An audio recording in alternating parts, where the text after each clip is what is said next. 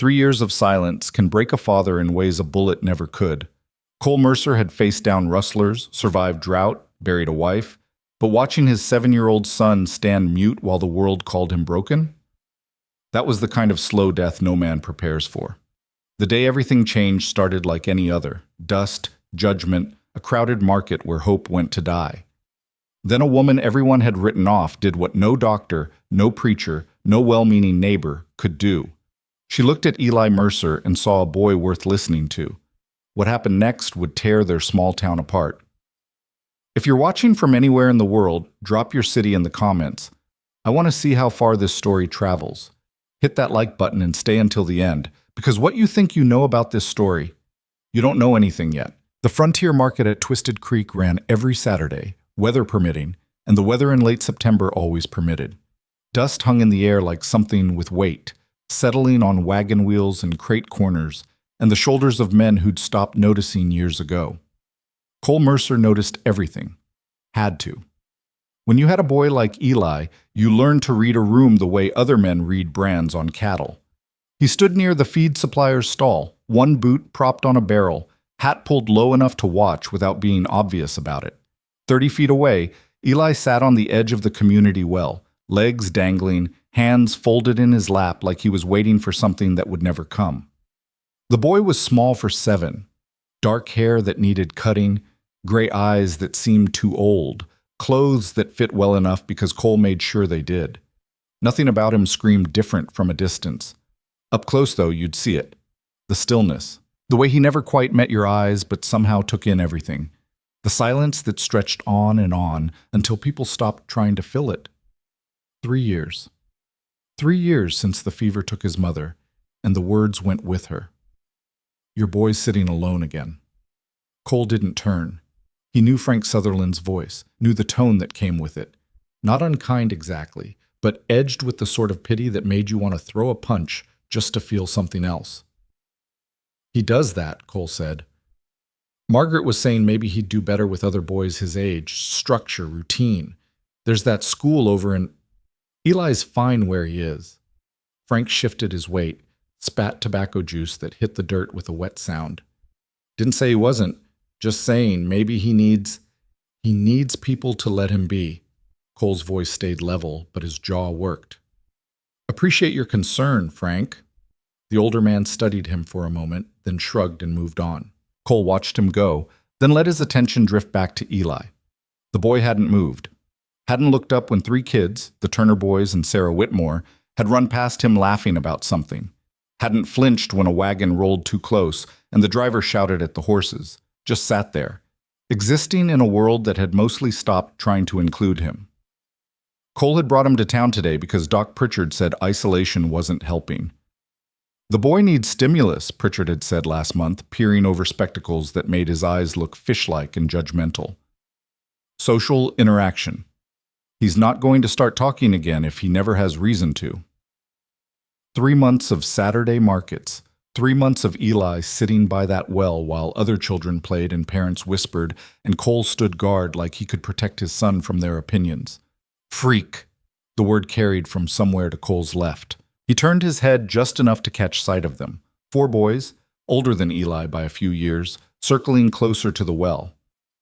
The Brennan kid led the pack, tall for 11 with his father's mean streak and his mother's pretty face. Cole's hand tightened on the barrel rim. He didn't move yet. Wanted to see how this played out, even though his gut already knew. Hey, dummy. The Brennan boy stopped a few feet from Eli. My pa says you're touched in the head. Says the fever cooked your brains.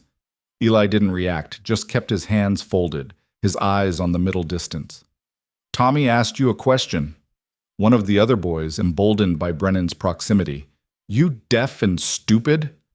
Still nothing. Cole started forward, slow and deliberate, already calculating the fallout.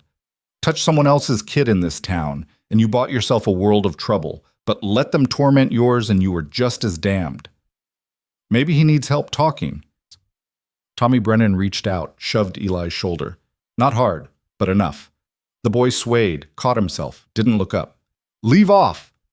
Cole's voice cut through the market noise, low and carrying. Several heads turned. Tommy Brennan's face went red, caught between embarrassment and defiance. "We weren't doing nothing, Mr. Mercer, just trying to be friendly." "That how your daddy taught you friendly works?" The boy's mouth opened, closed.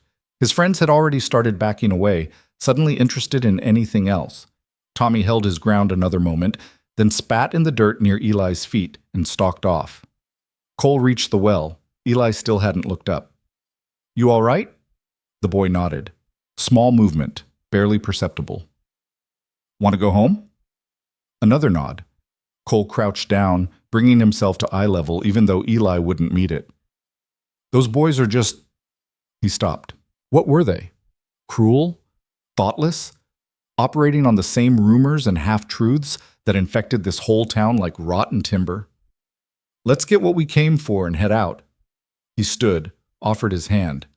Eli took it, small fingers wrapping around calloused palm, and slid off the well edge. They'd made it maybe 10 steps when the voice stopped them.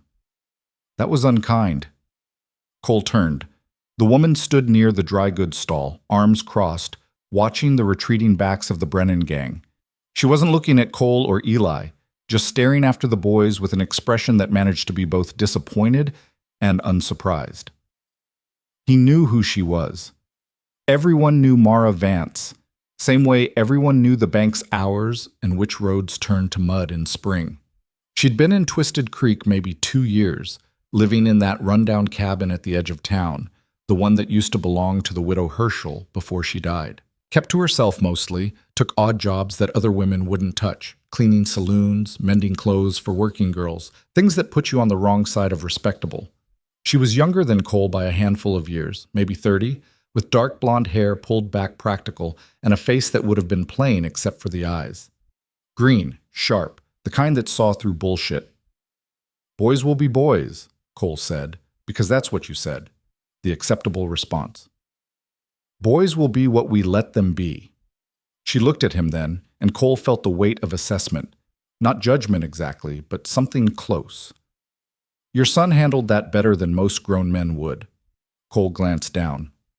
Eli had tucked himself slightly behind his father's leg, not hiding but not engaging either. "He's had practice." "I suspect he has." She moved closer, and Cole noticed she walked with a slight limp, favoring her right leg. Old injury, maybe. Or something that never healed right. "My name's Mara. We haven't been properly introduced, but I've seen you both around. Cole Mercer, this is Eli." "Hello, Eli." The boy didn't respond. Mara didn't seem to expect him to. She just looked at him the way you'd look at any person you were meeting. Interested but not intrusive. Present but not demanding. "How old are you, Eli? 7, 8? She paused as if he might answer, giving him the space to. "I'm going to guess 7, because you've got that 7-year-old look. Serious. Like you're figuring out that the world's more complicated than anyone told you." Cole felt Eli's fingers tighten on his hand. "We should be going," Cole said. "Of course." Mara stepped back, giving them room. "It was nice meeting you both." They were halfway to the wagon when she called out again. "Mr. Mercer?" He turned. "Your boy's not broken, just so you know." The words hit strange, too direct, too familiar from someone who didn't know them. Cole opened his mouth to respond, but she'd already turned away, disappearing into the market crowd like she'd never been there at all. The ranch sat 6 miles outside town, accessible by a road that tested axles and patience in equal measure. 200 acres of scrubland and creek bottom, enough to run 50 head of cattle and pretend you were making a living. The house was small, 2 bedrooms, a main room that served as kitchen and living space, a porch that sagged on the north end where the foundation had shifted. Cole had built most of it himself back when Catherine was pregnant and everything seemed possible. They'd planned to expand, add rooms for the children they'd have, maybe put in glass windows instead of oiled paper.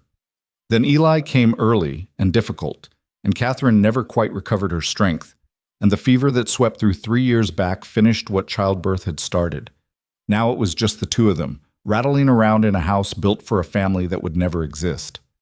Cole unhitched the wagon while Eli disappeared inside. By the time he'd tended the horses and hauled in the supplies, the boy had already retreated to his room. Cole could see him through the open door, sitting on the floor with his back against the bed, drawing, always drawing. The kid went through more paper than seemed possible, filling sheet after sheet with something. Cole had tried to make sense of it early on. Stick figures, trees, animals maybe. But there was never any pattern he could follow, no story he could decode, just images that Eli created and then stacked in careful piles under his bed. "You hungry?" Cole called from the doorway. Eli shook his head without looking up. "Going to make some stew anyway? You change your mind? It'll be there." No response. Cole left him to it. The kitchen was Catherine's ghost, everywhere and nowhere, the pot she'd preferred for stews, the wooden spoon with the handle she'd carved smoother when it gave her splinters, the shelf where she'd kept her recipe book, not that she'd needed it, but she liked having it there, said it made the place feel more like a home. Cole moved through the motions of cooking without tasting anything, cut the venison, quartered the potatoes, added the herbs Catherine had taught him to use. The motions were familiar enough that his mind wandered back to the market, to Tommy Brennan's casual cruelty, to Eli's practiced stillness in the face of it. "Your boy's not broken." What the hell did Mara Vance know about it? She'd seen them for all of 5 minutes, watched one incident. She didn't know about the doctors who'd examined Eli and found nothing wrong. The specialists Cole had paid traveling money to bring out from Sacramento, who'd poked and prodded and ultimately shrugged. The treatments, medicines that made the boy sick, exercises that accomplished nothing, prayers that disappeared into silence.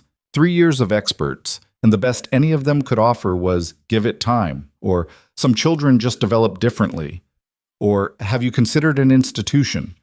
That last one had come from a doctor in a suit, too nice for Twisted Creek, a man with soft hands and credentials from back east. He'd spent an hour with Eli, asked Cole about family history, then delivered his verdict like it was meant to be helpful. "The boy may simply lack the capacity for speech, Mr. Mercer. Some defect of birth exacerbated by trauma. There are facilities that specialize in cases like his." Cole had thrown him out before he finished the sentence. The stew bubbled, filling the house with smells that should have been comforting but just reminded him of everything missing. He ladled some into a bowl, left it on the table in case Eli ventured out, then took his own portion to the porch. The sun was setting, painting the scrubland in shades of amber and rust. Beautiful, if you had the energy to notice. Cole sat on the steps, balanced the bowl on his knee, and tried to remember the last time he'd felt something other than tired. Behind him, through the open door, he heard the whisper of paper sliding across wood.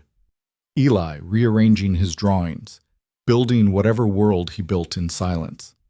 "Not broken," the woman had said. Cole wanted to believe that. Wanted to think his son was just different, taking his own path to wherever he was going. But 3 years was a long time to wait for a path to reveal itself. 3 years of watching other parents teach their children to read, to ride, to work. 3 years of Eli existing in his own sealed world while Cole stood outside knocking on glass. He finished the stew without tasting it, rinsed the bowl at the pump, checked the doors. Eli had gone quiet in his room, probably asleep, though it was early yet. The boy slept more than seemed natural, like consciousness took too much effort. Cole stood in the doorway again, watching. Eli had curled up on top of the blankets, still dressed, one arm tucked under his head. His drawings lay scattered around him, and in the fading light Cole could just make out the shapes. A house, smaller than the one they lived in, with smoke coming from the chimney. A woman, tall and thin, standing in the doorway. A boy, holding her hand. Catherine and Eli, before, when things were different. Cole's throat tightened. He backed away before the feeling could grow teeth, closed the door gently, and retreated to his own room. Sleep came in pieces, broken by the usual sounds. Wind rattling the shutters, cattle lowing in the distance, the house settling into itself with creaks and groans. Somewhere past midnight, he woke to silence so complete it felt wrong. He lay there, listening for what had woken him. Nothing, just the absence of sound, stretching out. Then, soft as breathing, he heard it. Footsteps. Small ones padding across the main room. Cole sat up, reached for the rifle he kept by the bed, then recognized the gate. Eli. The boy was up, moving around. Not unusual. Sometimes he wandered at night, checking the doors, looking out windows at things Cole couldn't see. He should have stayed in bed. Should have let the boy have his ritual and drift back to sleep. Instead, he got up, followed the sound. Eli stood at the front window, pressed against the glass, staring out at the dark. Cole approached slow, trying not to startle him. "Can't sleep?" The boy didn't turn. His breath fogged the glass in small circles. Cole moved beside him, looked out at what Eli saw. Just darkness. Stars overhead, the vague shapes of trees and fence posts. Nothing remarkable. "What are you looking for, son?" Eli lifted one hand, pressed it against the window. His fingers spread wide like he was reaching for something or pushing something away. Cole watched him for a long moment. This small stranger who carried his blood in Catherine's eyes and a silence neither of them had chosen. He wanted to say something profound, something that would bridge the distance. But he'd run out of profound 3 years ago. "Come on, back to bed." He guided Eli away from the window, back to his room, tucked him under blankets this time. The boy went without protest, docile as always, those gray eyes reflecting lamplight but revealing nothing. Cole sat on the edge of the bed until Eli's breathing evened out. Then he sat there longer, because going back to his own empty room felt harder than staying. When he finally stood to leave, he noticed one of the drawings had fallen near his foot. He picked it up, meaning to add it to the pile. But this one was different. It showed the market. He recognized the well, the stalls, the vague shapes of people. In the center, small and precise, was Eli. You could tell by the dark hair, the size. Around him, bigger figures loomed, their mouths open, yelling, maybe, or laughing. And to the side, separate from the chaos, was another figure, taller, thinner, with something that might have been yellow hair. A woman standing apart, watching. Cole studied it in the lamplight, trying to understand what he was seeing. Eli had drawn this today. Had to have. The market scene was too specific. But when had he seen Mara Vance clearly enough to put her in the picture? She'd approached them after the incident, after the Brennan boys left. Eli had barely looked at her, yet there she was, rendered in careful pencil strokes, positioned like she mattered. Cole set the drawing on top of the others, unsettled in a way he couldn't name. Then he left his son to whatever dreams moved behind that silence and went back to bed to not sleep. Sunday passed in chores and silence. Monday brought fence repairs. Tuesday, Cole rode out to check on the herd and came back to find Eli exactly where he'd left him, drawing at the kitchen table. Wednesday afternoon, someone knocked on the door. Cole wasn't expecting company. Wasn't expecting anything, really, which is why he answered with his guard up and his hand resting casual near the knife on his belt. Mara Vance stood on his porch, holding a basket. "Mr. Mercer, hope I'm not intruding." Cole stared. Women didn't come to his ranch. Not anymore. Not since Catherine died and the proper ladies of Twisted Creek decided a widower raising a mute child was either pitiable or dangerous, neither of which required personal visits. "Can I help you with something?" "Actually, I was hoping to help you. May I come in?" Every instinct said no. This woman was trouble. Not the dangerous kind, maybe, but the complicated kind. The kind that people talked about, and the last thing Cole needed was more talk. But she was standing there in the heat, dressed practical in a worn skirt and man's work shirt, holding that basket like it weighed more than it should, and he couldn't think of a polite way to refuse. "All right." He stepped back. She came inside, taking in the room with quick, efficient glances. Not judging, at least it didn't look like judging, just seeing. Eli sat at the table, frozen, mid-drawing. His eyes tracked Mara's movement, but his hand didn't. "Hello again, Eli." She set the basket on the counter. "I brought some things. Wasn't sure if you'd had fresh bread lately or jam. Also some cheese, and I know most boys like cheese, so—" She trailed off, letting the offer hang there. Eli didn't move. "That's kind of you," Cole said, "but you didn't need to. I wanted to." She turned to face him, and there was something in her expression that made him pause. Determination, maybe. Or stubbornness. "I've been thinking about Saturday, about what I saw. It was nothing, boys being boys." "Yes, you said that." She pulled out a chair, sat down without being invited. "I don't believe it, and I don't think you do either." Cole felt his jaw tighten. "Miss Vance, just Mara, and before you throw me out, hear me out." She folded her hands on the table, casual, as if they were old friends having coffee. "I've worked with children like Eli before. He's not. I didn't say there was anything wrong with him. I said I've worked with children who don't speak. Back before I came here, I spent time in a foundling home in Sacramento. Lots of kids there who'd been through things that made words difficult. Cole studied her. She held his gaze, steady and calm. What are you offering? Time. Patience. A different approach than whatever hasn't been working. Doctors have looked at him. Specialists. I'm not a doctor. She glanced at Eli, who was watching her now with something that might have been curiosity. I'm just someone who thinks maybe he doesn't need fixing. Maybe he just needs understanding. And you understand him after one meeting in a market? No. Simple. Direct. But I'd like the chance to try. Cole wanted to refuse. Should have refused. This woman was practically a stranger, had a reputation that would follow her anywhere, and was sitting in his kitchen proposing what exactly? To spend time with his son? To succeed where everyone else had failed? But he looked at Eli, saw the way the boy's fingers had moved back to his pencil, already adding lines to whatever he was drawing, and something in Cole's chest cracked. What would that look like? I'd come here. A few hours a day, maybe. Just be present. Talk to him, not at him. Let him respond or not respond on his own terms. She paused. No pressure, no expectations. Just company. The town already talks enough about this family. They talk about me too.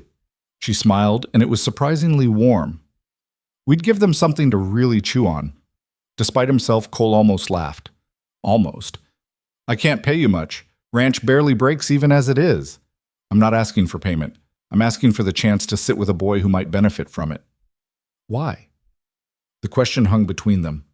Mara looked down at her hands, then back up, and for the first time, Cole saw something uncertain in her expression.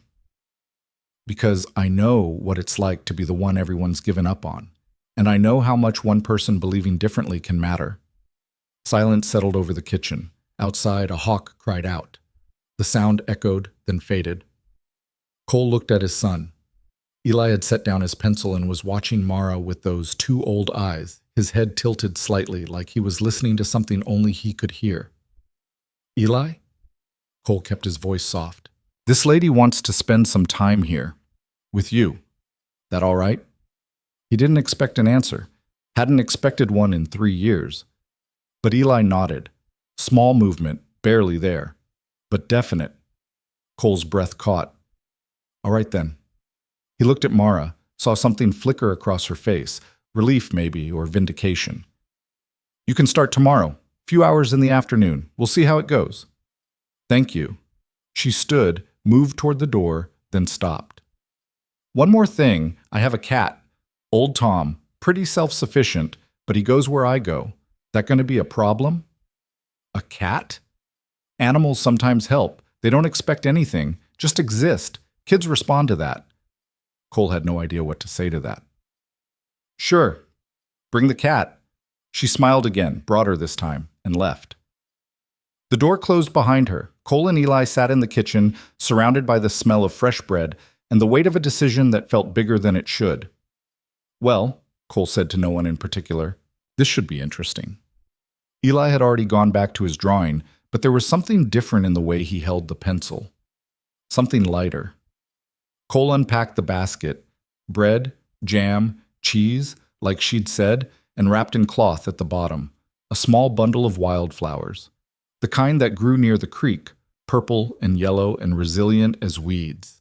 He set them in water, placed them on the windowsill where the light hit, and tried not to think about what he'd just agreed to, or why, when he looked at those flowers, he felt something suspiciously close to hope.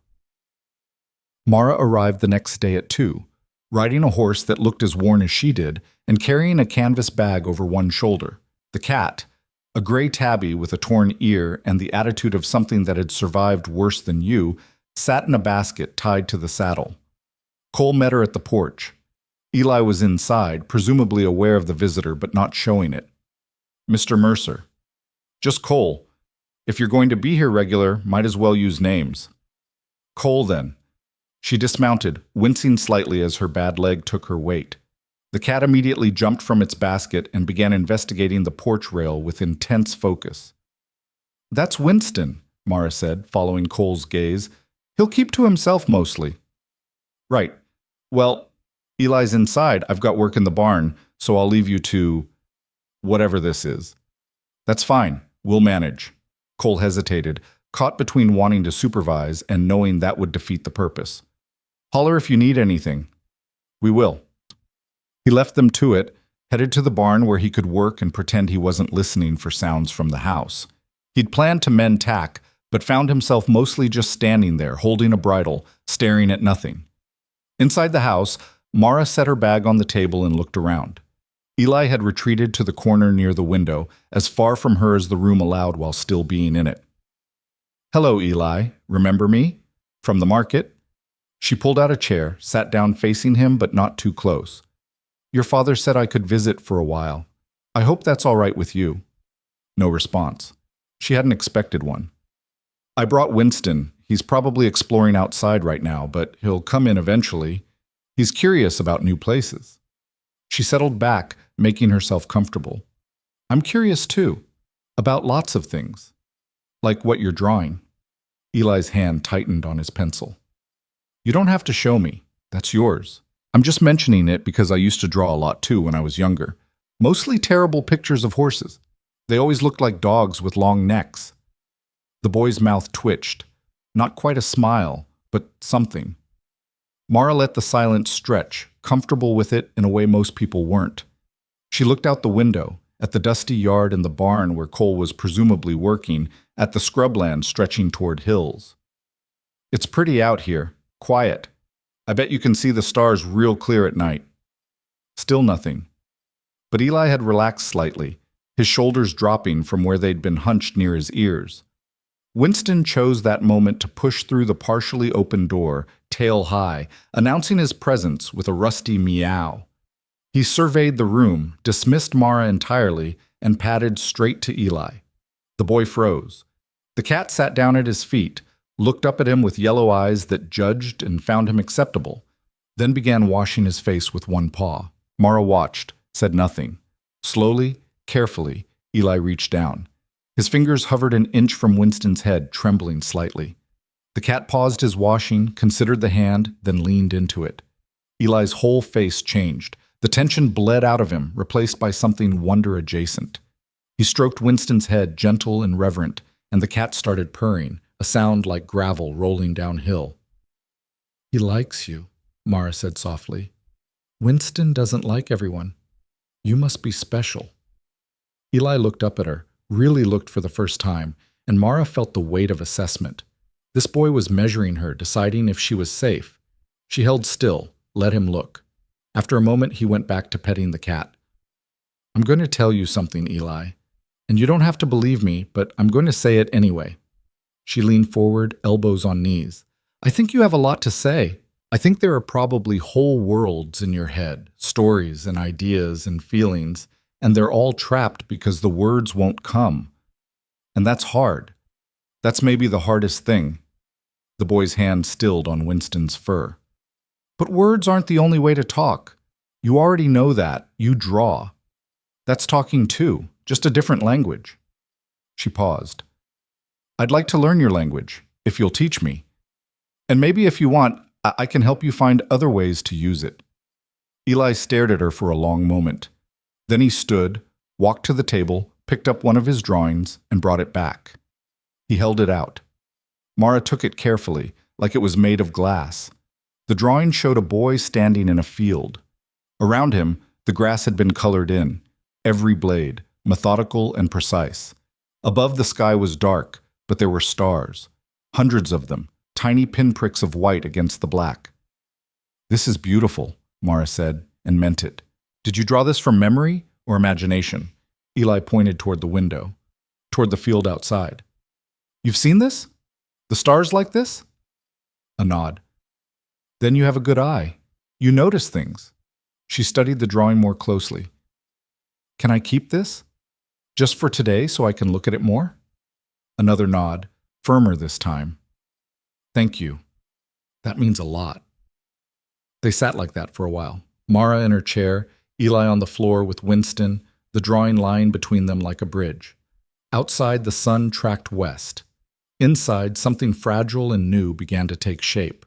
When Cole came back an hour later, he found them exactly where he'd left them, except now Eli was showing Mara his other drawings one by one, and she was asking questions he didn't answer but seemed to appreciate anyway. "How'd it go?" he asked from the doorway. Mara looked up, smiled. "Good, real good." Eli didn't react to his father's presence, too focused on explaining something to Winston in silence. But Cole saw the difference, saw the way his son had moved closer to this strange woman, had let his guard drop enough to share something precious. "Same time tomorrow?" Mara asked. "Yeah, same time." She gathered her things, called Winston, who came grudgingly, and headed for the door. Before she left, she turned back. "Cole? He's brilliant. Your son. I hope you know that." Then she was gone, riding back toward town on that tired horse, leaving Cole standing in his own kitchen, wondering what the hell had just happened. Eli had gone back to drawing, but there was something different in his posture, something almost like contentment. Cole looked at the picture still lying on the table, the boy, the stars, the careful attention to detail that spoke of hours of observation. Brilliant. Maybe. Or maybe just a father's desperate hope finding a place to land.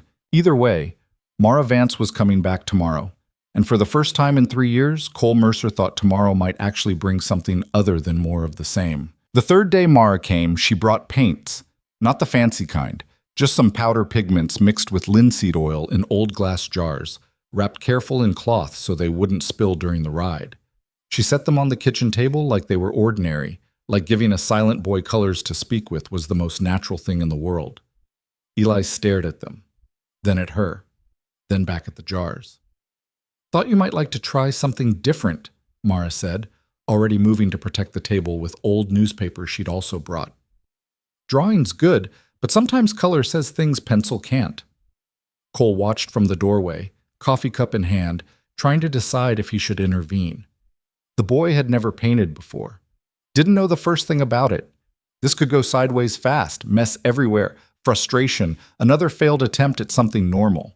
But Eli was already reaching for the blue jar, unscrewing the lid with careful fingers, and Mara was showing him how to load the brush, how much water to use, and Cole found himself backing away, giving them space.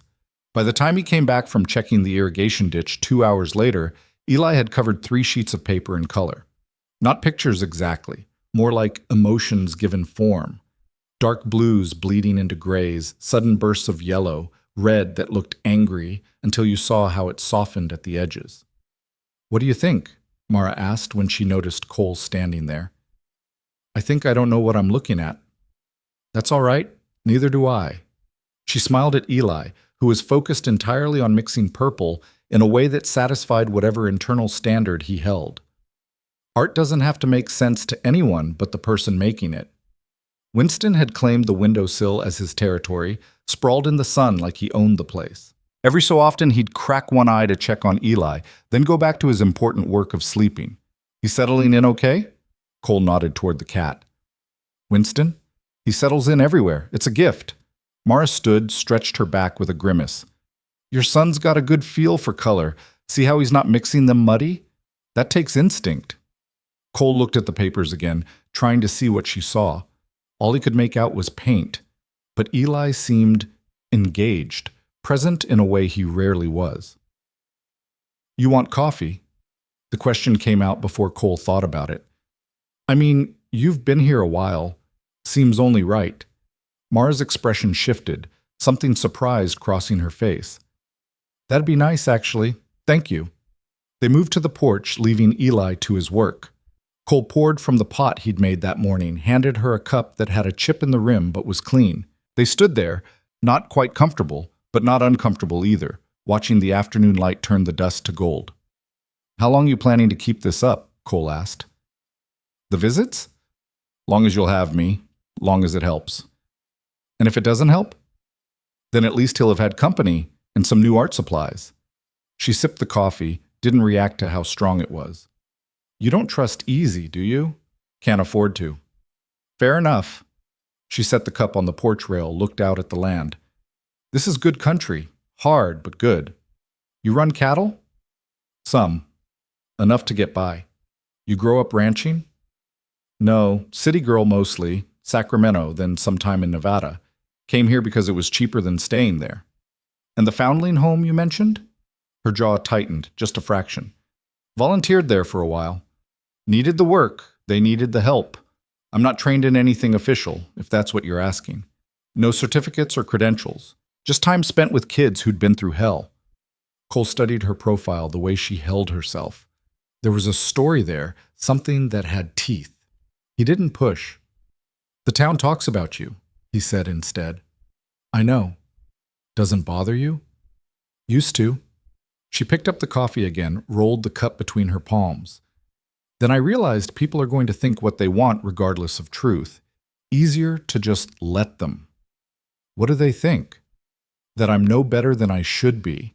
That I work in places respectable women don't. That I probably drink too much and keep questionable company. She glanced at him. Some of it's even true. Which parts? The questionable company, apparently. Her mouth quirked. I'm sitting on your porch, aren't I? Despite himself, Cole almost laughed. Town says things about me, too. I know that you've gone strange out here, that your boy's touched, that you should have remarried and given him a proper mother. The words landed harder than they should have. Cole took a breath, let it out slow. Catherine was his proper mother. I'm sure she was. Mara's voice gentled. I wasn't agreeing with them, just reporting what gets said. Inside, something clattered. They both turned, but it was just Winston knocking over a jar lid. Eli didn't even look up, too absorbed in whatever he was creating. He doesn't paint like someone who's empty inside, Mara said quietly. He paints like someone who's full up with things he can't let out any other way. The doctors said, I know what doctors say. I've heard it all before with other kids. Damaged. Limited capacity. Best to lower expectations. She shook her head. Sometimes doctors are wrong. And sometimes they're right. Maybe. But which is worse, believing them and being wrong, or not believing them and being wrong? Cole didn't have an answer for that. They finished their coffee in silence. When Mara went back inside to check on Eli, Cole stayed on the porch, turning her words over in his mind like rocks he was looking for gold in. The weeks started to blur together in a way that felt almost like routine. Mara came every afternoon around 2, stayed until 4 or 5, depending on how things were going. She brought different things each time, colored pencils, chalk, clay that Eli could shape with his hands. Sometimes she just brought herself and Winston, and they'd sit while she talked about nothing in particular, and Eli listened, or didn't, his choice. The boy started leaving things out for her. Small offerings, a smooth stone from the creek, a feather he'd found. Once a drawing of Winston that captured the cat's disdainful expression so perfectly, Mara laughed out loud. He's got your number, Cole said, looking at the drawing. Winston's got everyone's number. He just doesn't care. The town noticed, of course. Within a week, Frank Sutherland made a point of mentioning he'd seen Mara's horse tied up at the Mercer place pretty regular. Within 2 weeks, Margaret Pritchard, the doctor's wife and self-appointed guardian of public morality, stopped Cole at the feed store to express her concern. I'm sure your intentions are pure, Cole, but appearances matter. A single woman, spending time alone with a widower, people will talk. Let them, Cole said, and walked away before she could sputter a response. But the talk did come, trickling back to him in sidelong glances and conversations that stopped when he entered a room. He ignored it mostly. Had practiced ignoring what Twisted Creek thought of him. What he couldn't ignore was the change in Eli. It wasn't dramatic. The boy still didn't speak, still spent most of his time in his own head. But he started coming out of his room more. Started sitting at the table during meals instead of taking his plate away. Started following Cole around the ranch sometimes. Not helping, but present. Watching his father work with something that might have been interest. And the drawings changed. They still covered every surface Eli could reach, still piled up under his bed in careful stacks. But now they included things that hadn't been there before. Mara, always off to the side, watching. Winston, usually sleeping. The ranch itself rendered in detail that suggested Eli had been paying attention to more than anyone realized. One evening, Cole found a drawing that stopped him cold. It showed 3 figures, 2 tall, 1 small. The small one stood between the others, holding both their hands. Stick figures, simple as anything, but the meaning hit like a fist. Eli had drawn a family. Cole stared at it for a long time, something uncomfortable working behind his ribs. Then he put it back where he'd found it and went outside to split wood until his shoulders burned and he couldn't think anymore. The first real problem came on a Tuesday, 6 weeks into Mara's visits. Cole had gone to town for supplies, left Mara and Eli at the ranch like he'd started doing without much thought about it. Trusted her, he realized. Somewhere along the way, he'd started trusting this woman he barely knew with the most important thing in his life. He was loading fence posts into the wagon when Vernon Haskell approached. Big man, owned half the grazing land south of town, served on the town council with the kind of authority that came from money and the willingness to use it. Mercer. Got a minute? Cole didn't, but he nodded anyway. Here you've got Mara Vance spending time out at your place. With your boy. That's right. That wise? Woman like that? Cole's hand stilled on the fence post. What kind of woman is that, Vernon? You know what kind. Works at the Silver Bell some nights, doesn't she? Cleaning, sure, but still. The company she keeps. He trailed off, let the implication hang. Mara's been good for Eli. That's all that matters to me. Maybe so, but appearances matter, Cole. People are starting to wonder about your judgment. A mute child, a woman with a reputation, makes folks nervous.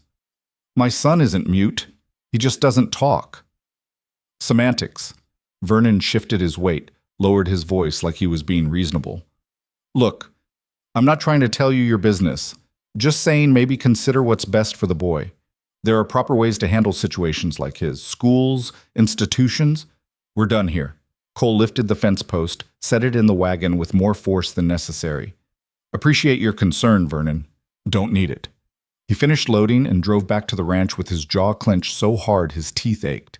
Vernon's words followed him the whole way, burrowing in like splinters.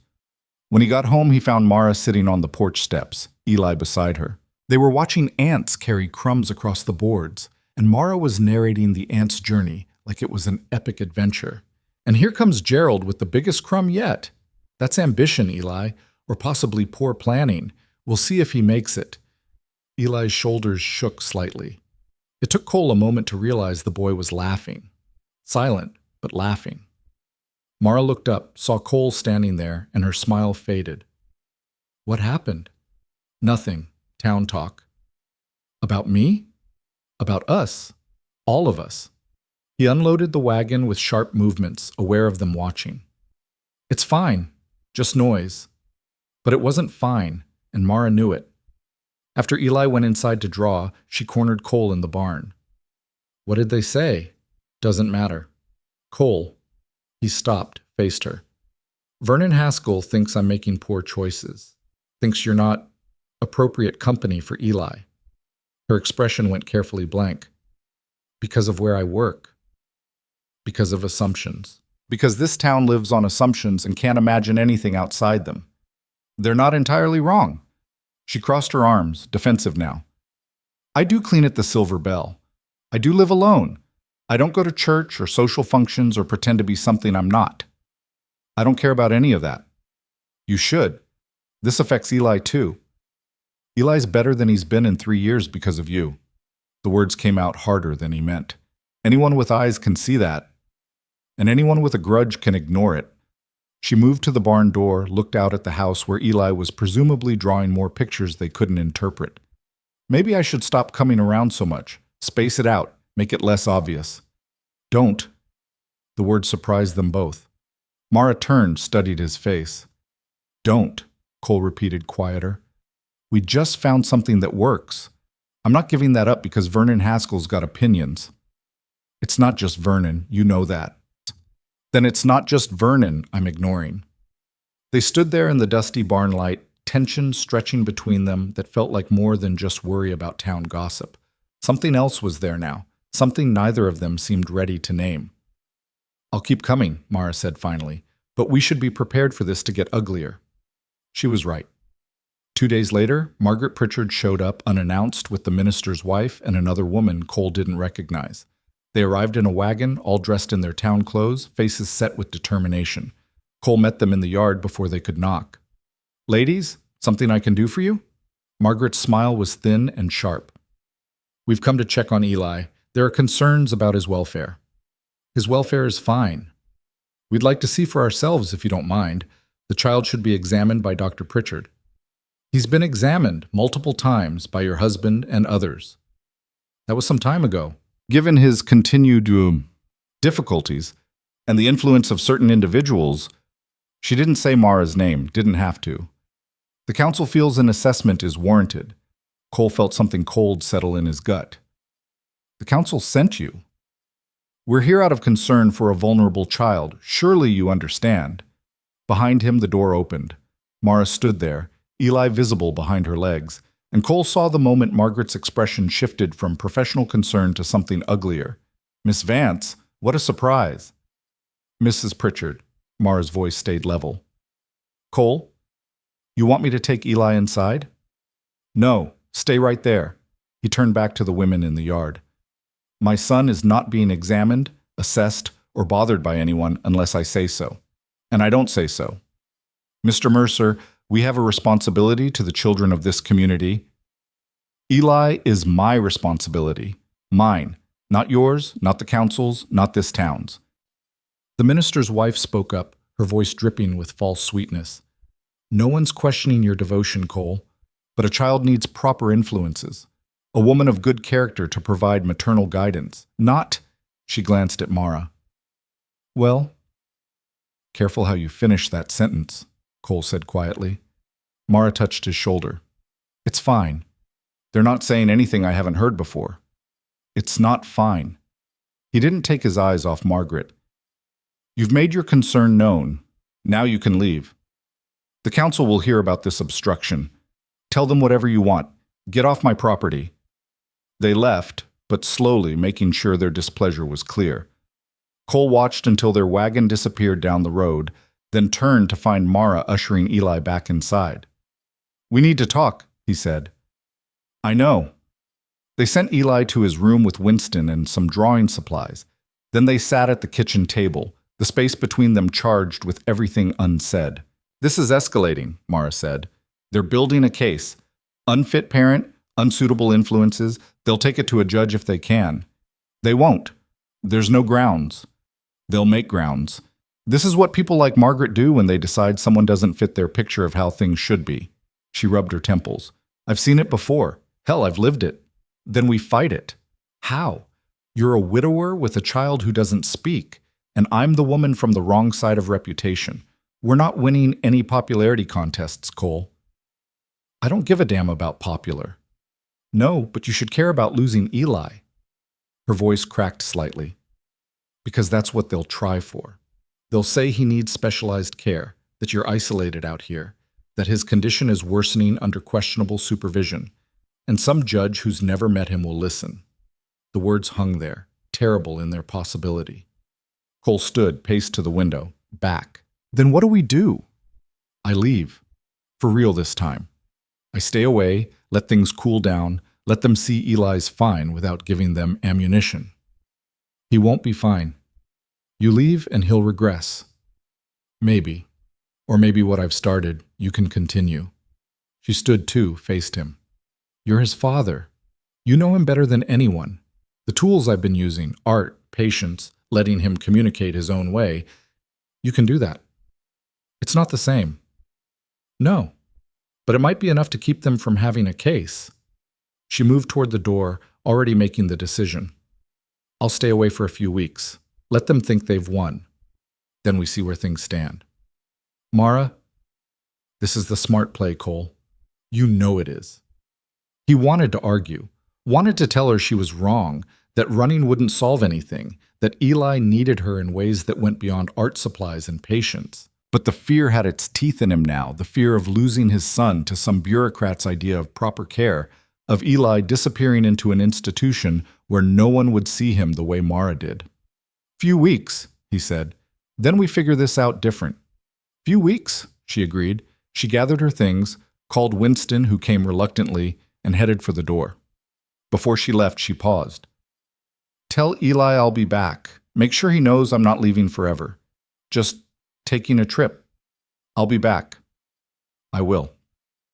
But when Cole went to Eli's room to explain, he found the boy standing at the window, watching Mara ride away.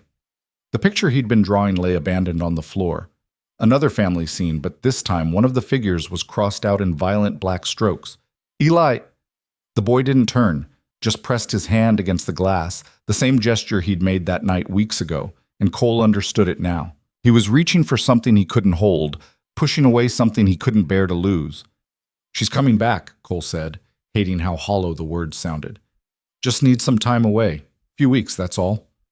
Eli's hand slid down the glass, leaving streaks. Then he walked past his father, past the abandoned drawings, into the main room where he sat at the table and stared at nothing.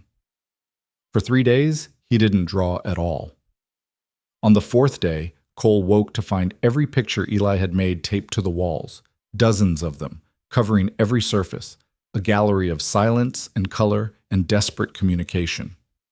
In the center of it all, on the kitchen table, was a new drawing.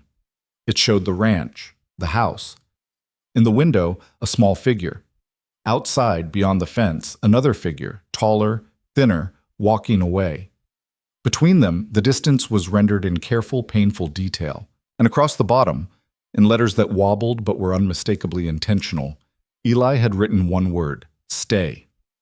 Cole picked up the drawing with shaking hands. His son, who hadn't spoken in 3 years, who couldn't form words with his voice, had found them anyway. Had written them down in desperate black pencil: stay. He looked at the boy, who sat watching him with those 2 old eyes, waiting. "Yeah," Cole said, his voice rough. "Yeah, you're right." He saddled the horse without bothering to change out of yesterday's clothes, left Eli with enough food and instructions to stay put, and rode to town faster than was smart on rough roads. He found Mara at her cabin, packing what looked like her entire life into 2 worn bags. She looked up when he knocked, surprise crossing her face. "Cole? What? We're doing this wrong." He stepped inside without being invited. "Letting them chase you off, that's playing their game. We need to play ours." "There is no ours. This is your fight." "The hell it is." He pulled out the drawing, showed her. "Look at this. Look at what he wrote." Mara's breath caught. She took the paper, traced the word with one finger. "He's never written before," Cole said. "Never tried to spell anything. But he did this. For you." Cole, no, listen. These people, they're going to talk and judge and push regardless of what we do. We can run from it, or we can stand our ground, but either way, Eli's already made his choice. Mara looked at the word again, at the careful letters that had cost a silent boy so much effort. "If I come back, it gets worse before it gets better," she said quietly. "You know that. I know my son wrote a word for the first time in his life because he's desperate for you not to leave. That seems more important than what Margaret Pritchard thinks." She was quiet for a long moment, looking around her cabin at the life she'd packed up. Then she set the drawing down carefully, like it was precious. "All right, but we do this smart. No more hiding. We make it clear what I'm doing there, helping Eli develop communication skills. We document his progress. We make it impossible for them to claim harm." "Agreed." "And if it goes to the council, we fight it together, no backing down." "Wouldn't dream of it." Mara smiled, and it was sharp and determined and beautiful. "Then I guess I'm unpacking." They rode back together, arriving as afternoon light turned everything amber. Eli was exactly where Cole had left him, sitting at the table surrounded by his gallery of desperate art. When he saw Mara walk through the door, his whole body went still. "Hey, Eli," she said softly. "I got your message." The boy stood, walked to her slow like he was afraid she might disappear, then pressed his face against her side and wrapped his arms around her waist. He didn't make a sound, but his shoulders shook, and Mara held him while he cried silently into her shirt. "I know," she murmured, one hand on his hair. "I know, I'm sorry I scared you. I'm here now." Cole watched from the doorway, something breaking and reforming in his chest simultaneously. This thing they'd stumbled into, this accidental family built from broken pieces and desperate hope, it was real. Maybe it didn't look like what the town expected. Maybe it wouldn't survive what was coming, but right now, in this moment, it was real. And that had to count for something. The summons came on a Thursday morning, delivered by Frank Sutherland, who looked like he'd rather be anywhere else. He handed Cole the envelope without meeting his eyes, muttered something about protocol, and left before Cole could ask questions he probably didn't have answers to anyway. Cole opened it, standing in his own yard, dust settling around his boots from Frank's hasty departure. The words were formal, cold in their bureaucratic precision.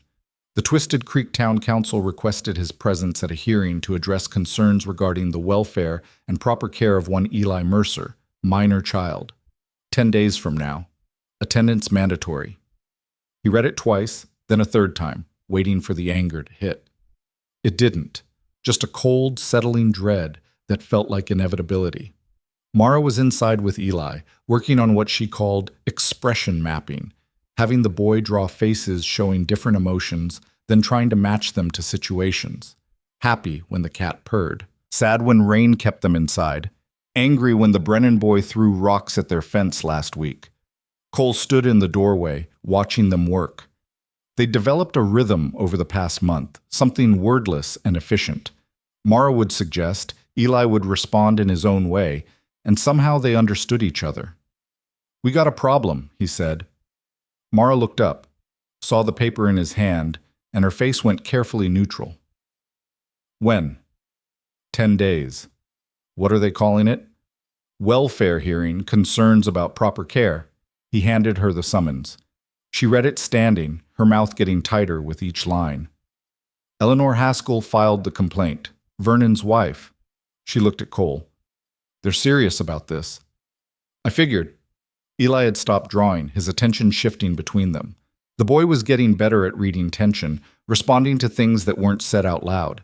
His hand moved to a fresh paper, started sketching quick lines. A man, a woman, a small figure between them, dark clouds overhead. "We need a lawyer," Mara said. "Can't afford one. Not the kind that would make a difference."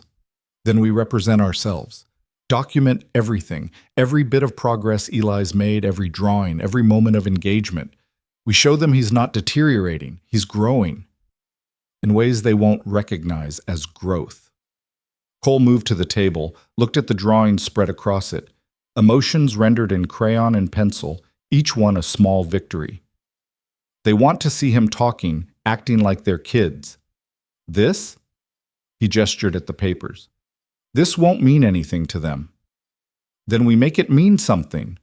Mara's voice had an edge now, something fierce working behind it. We show them what communication looks like when it doesn't come in the package they expect. Eli's hand moved faster, adding details to his drawing. The clouds were getting darker, spreading across the page. Cole wanted to believe her, wanted to think that truth and evidence would be enough. But he'd lived in Twisted Creek long enough to know how these things worked. The council wasn't interested in what was real. They were interested in what looked right. And a mute child being taught by a woman with a reputation didn't look right to anyone. "I need air," he said, and walked out before either of them could respond. He made it to the barn before the shaking started. Stood there with his hands braced on the workbench, breathing through his teeth, trying to get control of the fear that wanted to tear him apart from the inside. They were going to take Eli. That's what this was. All the concern and protocol and proper procedures, it all added up to the same thing. They decided his son would be better off somewhere else. With someone else. People who knew how to fix broken children, who had credentials and references and clean reputations. The sound of footsteps behind him. Mara moving slow like she was approaching a spooked horse. "You want me to go?" she asked quietly. "No. I'm making this worse. You know that. You're the only thing making it bearable." The words came out rough. He turned to face her. They were going to find a reason regardless. Eleanor Haskell's been looking for one since her precious Tommy got called out for harassing Eli. This isn't about you. It's partly about me. Woman like that, hanging around a widower and his child. They can make that look however they want. Let them. Cole, I mean it. Let them think whatever they want. We know what this is. Eli knows. That's what matters. Mara studied him for a long moment, then moved closer. Close enough that he could see the worry lines around her eyes, the set of her jaw that said she was preparing for a fight. "Then we go down swinging," she said. "Yeah, we do." They spent the next week building their case like generals planning a war. Mara documented everything, made lists of Eli's progress, organized his drawings by theme and date, wrote detailed notes about his engagement levels and emotional responses. Cole contacted Doc Pritchard, swallowed his pride, and asked for written confirmation that Eli showed no signs of physical neglect or abuse. The doctor came out to the ranch personally, examined the boy with clinical detachment while Eli sat silent and cooperative. Afterward, Pritchard pulled Cole aside. He's healthy, well-fed, well cared for. No evidence of harm. Will you say that at the hearing? Pritchard's face clouded. Cole, I can attest to his physical health, but his mental state, his development, that's beyond my expertise. And Margaret has certain opinions about what's appropriate for a child in his condition. Your wife doesn't make your medical decisions. No, but she makes our social ones. He packed his bag with sharp movements. I'll provide a letter stating he's physically sound. That's all I can offer. It was something, not much, but something. The night before the hearing, Cole couldn't sleep. He got up around midnight, found Eli already awake at the kitchen table, working on a drawing by lamplight. Winston sprawled nearby, one eye cracked open to monitor the situation. Can't sleep either? Cole pulled out a chair, sat across from his son. Yeah, me neither. Eli glanced up, then went back to his work. Cole watched the careful movement of his hands, the way he considered each line before committing to it. The boy had gotten better at art over the months with Mara, more confident, more willing to make mistakes and try again. I need to tell you something, Cole said. Tomorrow, we have to go to town, to a meeting. Some people want to talk about you, about how you're doing. Eli's hand stilled. They think maybe you'd be better off somewhere else, with people who know about kids who don't talk. Cole kept his voice steady, even though his insides were churning. I don't agree, but they get to ask questions, and I have to answer them. The boy set down his pencil, looked at his father with those gray eyes that saw too much. Mara's going to be there too. We're going to show them all the things you've been working on, all these pictures, all the ways you've been telling us things. He paused. But I need you to understand. They might not see it the way we do. They might still think you need help we can't give. Eli reached across the table, grabbed a blank sheet of paper. His hand moved fast, sketching with purpose. A house, a fence, 2 tall figures and 1 small one. And underneath, in those same wobbling letters he'd used before, 2 words, don't go.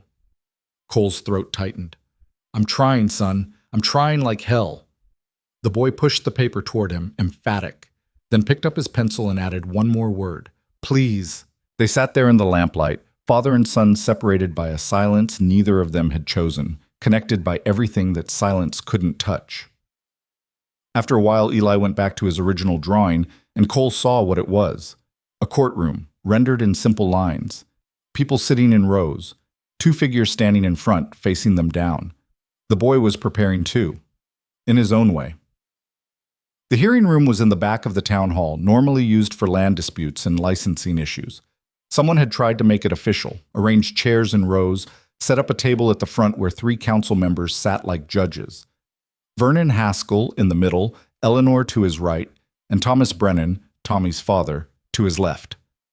Cole saw that composition and felt his stomach drop. They'd stacked the deck before anyone even spoke. The room was fuller than he'd expected. Margaret Pritchard in the front row, her expression pious and determined. Frank Sutherland near the back, looking uncomfortable. A handful of other townspeople who'd come for the spectacle or out of genuine concern. Hard to tell which. Mara sat beside Cole, Eli between them. The boy had dressed in his Sunday clothes, his hair combed neat, his hands folded in his lap. He looked small and vulnerable, and exactly like what the council wanted to see. A child who needed saving. Vernon called the room to order with a wooden gavel that seemed too dramatic for the occasion.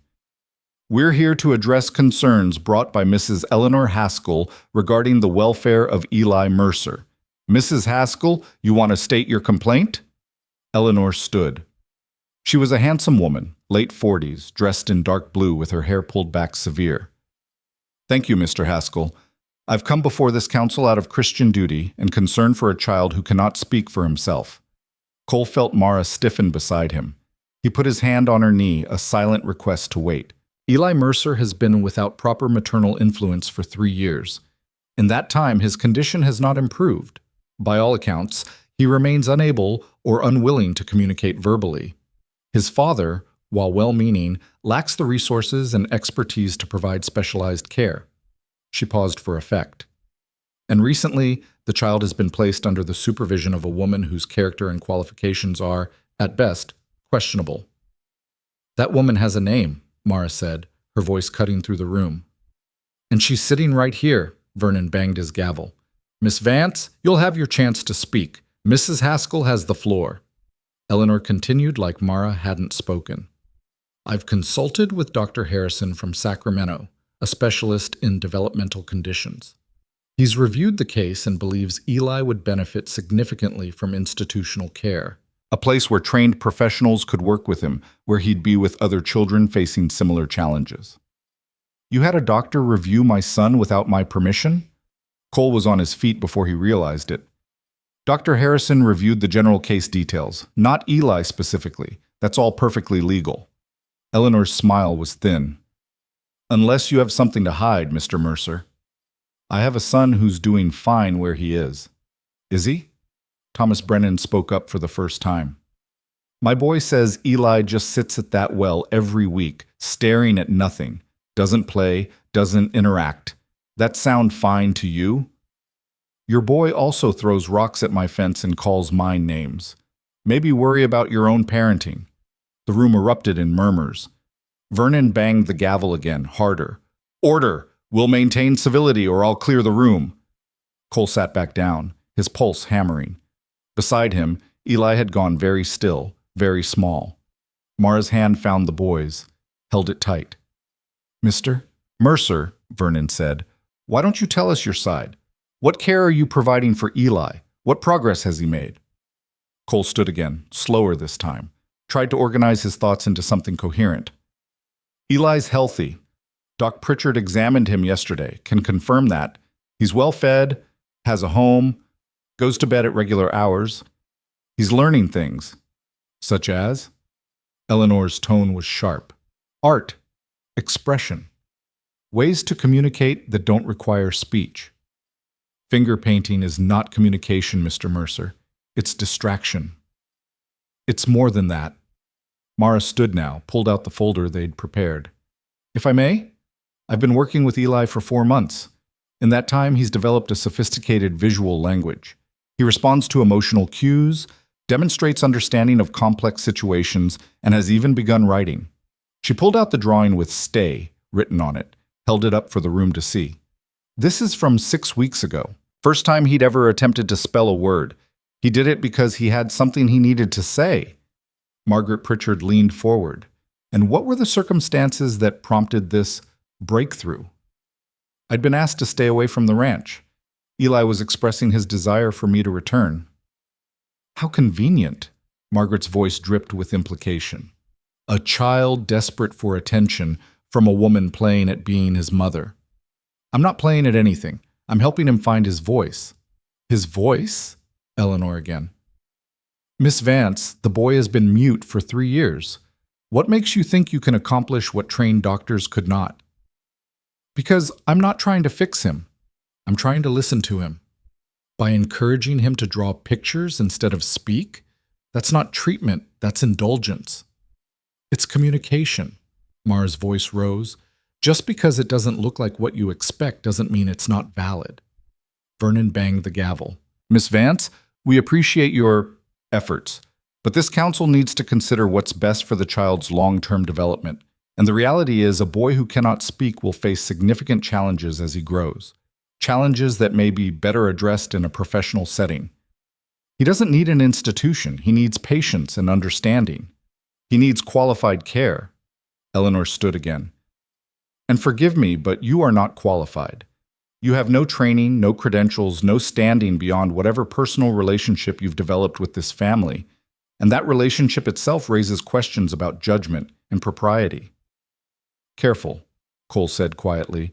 You're getting into territory you don't want to be in. Am I? Mr. Mercer, you're a widower. isolated on a ranch with a troubled child.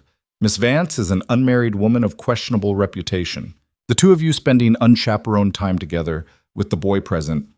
How does that look? Like two adults helping a child. That's how it looks. To you, perhaps, but to this community it looks like poor judgment at best. At worst, she let the implication hang. Mara's face had gone pale. You're suggesting something inappropriate is happening, with a child present. That's what you're implying. I'm suggesting that appearances matter, and the appearance of impropriety is enough to question whether this is the right environment for a vulnerable child. The room had gone deadly quiet. Cole felt rage building in his chest, hot and explosive. He was about to say something he couldn't take back when he felt a tug on his sleeve. Eli stood beside him, holding a piece of paper. He'd been drawing through the entire hearing, quiet and unnoticed. Now he held up his work for everyone to see. It showed the hearing room, the counsel at their table, the people in rows, everything rendered in simple but accurate detail. And in the center, 3 figures holding hands, Cole, Mara, and Eli. Around them, Eli had drawn a circle in dark, heavy strokes.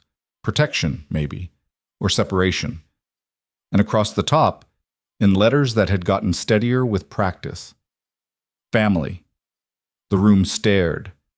The boy didn't flinch under their attention, just held up his drawing and waited. Eleanor recovered first. That's very sweet, but a child's artwork doesn't change the facts. He needs proper care. He has proper care.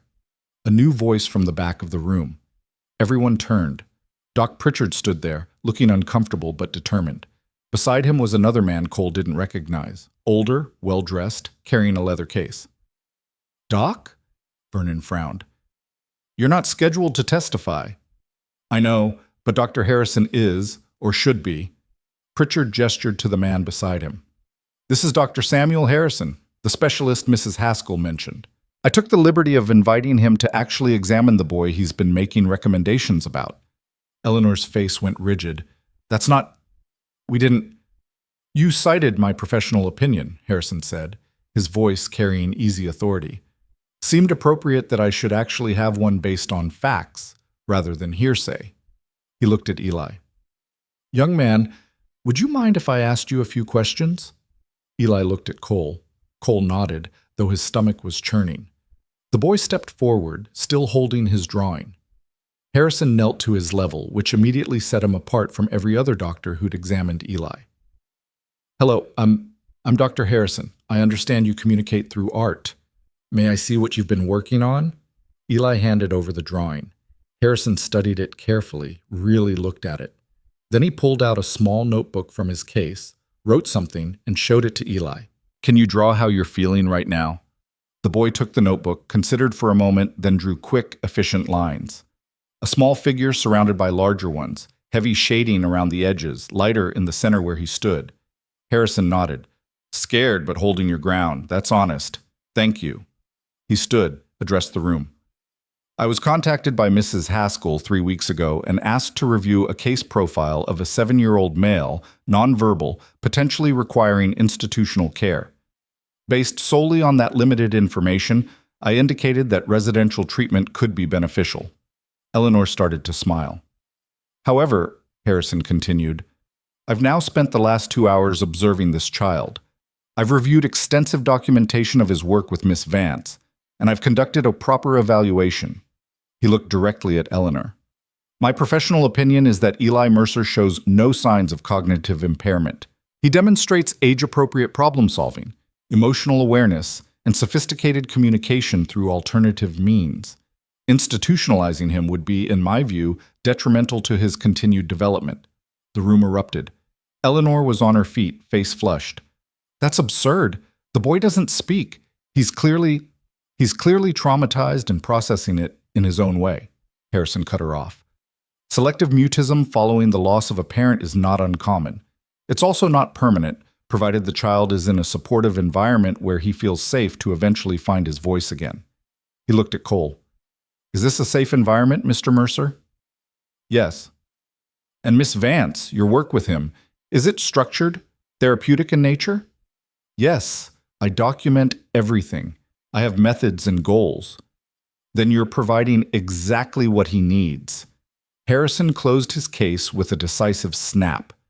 Mrs. Haskell, I appreciate your concern for the child's welfare, but from a medical standpoint, there is no justification for removal from his current home. If anything, disrupting his care at this point could cause significant psychological harm. Vernon looked like he'd been hit with a board. Dr. Harrison, are you certain? Completely. I'll be filing a formal report with my findings if needed. He looked at Eli again, smiled.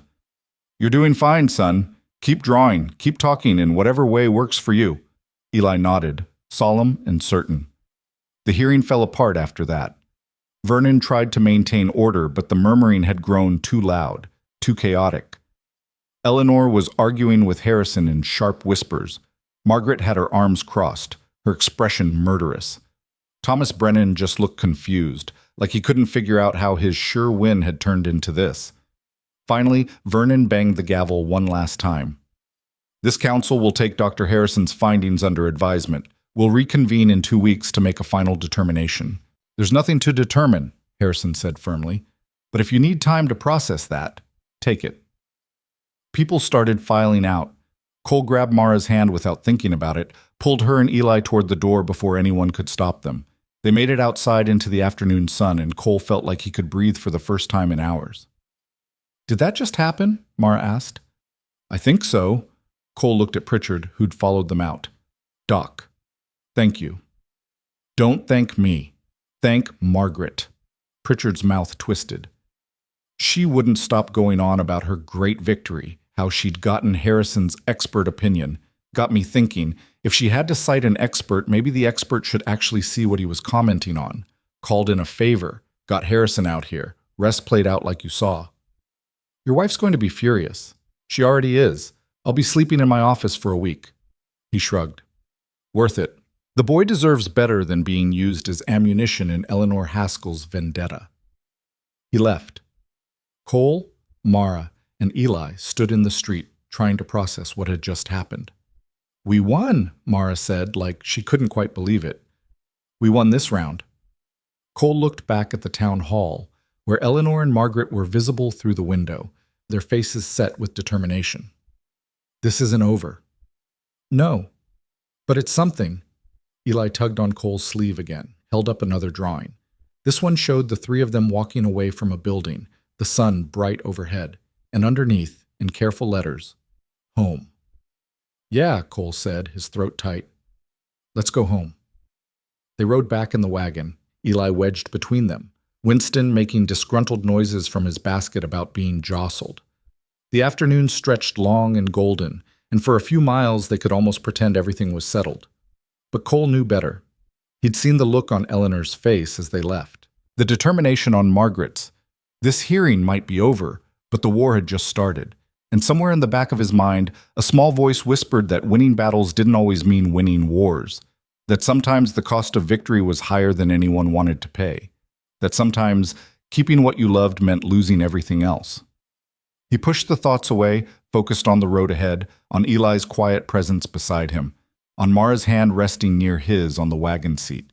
They'd face whatever came next when it came. For now, they were going home, and that had to be enough. The 2 weeks before the council's final decision crawled by like wounded animals. Cole worked the ranch harder than necessary, fixing fence posts that didn't need fixing, moving cattle from one pasture to another for no good reason, except it kept his hands busy and his mind from spinning out into dark places. Mara came every day, same as before, but something had shifted. She was quieter now, more careful, like she was trying not to take up too much space, trying not to give anyone ammunition for the next attack.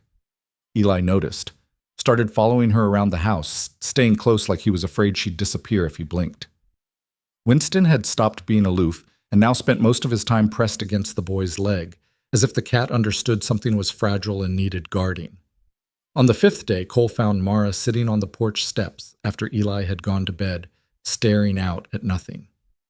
You all right? He sat beside her, close enough their shoulders almost touched. Fine. You're a terrible liar. She smiled, but it didn't reach her eyes. Just thinking. About? What happens if they decide against us? If Harrison's opinion doesn't matter because Eleanor has more influence than a visiting doctor? She picked at a splinter in the wood. They could still take him, Cole. We both know that. They won't. You don't know that. No, but I have to believe it. He looked at her profile in the fading light, the way exhaustion had carved lines around her mouth. You're thinking about leaving again. It wasn't a question. She didn't deny it. If I'm the problem, you're not the problem. They are. His voice came out harder than he meant. And running away won't fix that. We tried that already, remember? I remember Eli writing stay like his life depended on it. She turned to face him. But maybe his life depends on me going. Maybe I'm the thing standing between him and a normal childhood. What's normal? A mother who forces him to talk before he's ready? An institution where they treat silence like a disease? Cole shook his head. He's got something now that he didn't have before. He's got someone who sees him. He's got you for that. He needs both of us. The words hung there, heavier than either of them wanted to acknowledge. Mara looked away first, but Cole saw her throat work, saw her fighting something. When Catherine died, he said quietly, I thought that was it. Thought I'd used up whatever chance at happiness I got.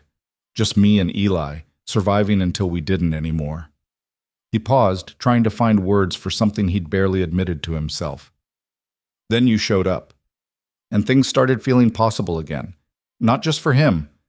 For me, too. Cole, I'm not asking for anything. Not putting pressure on this. I'm just saying, you leaving would break more than just Eli's heart.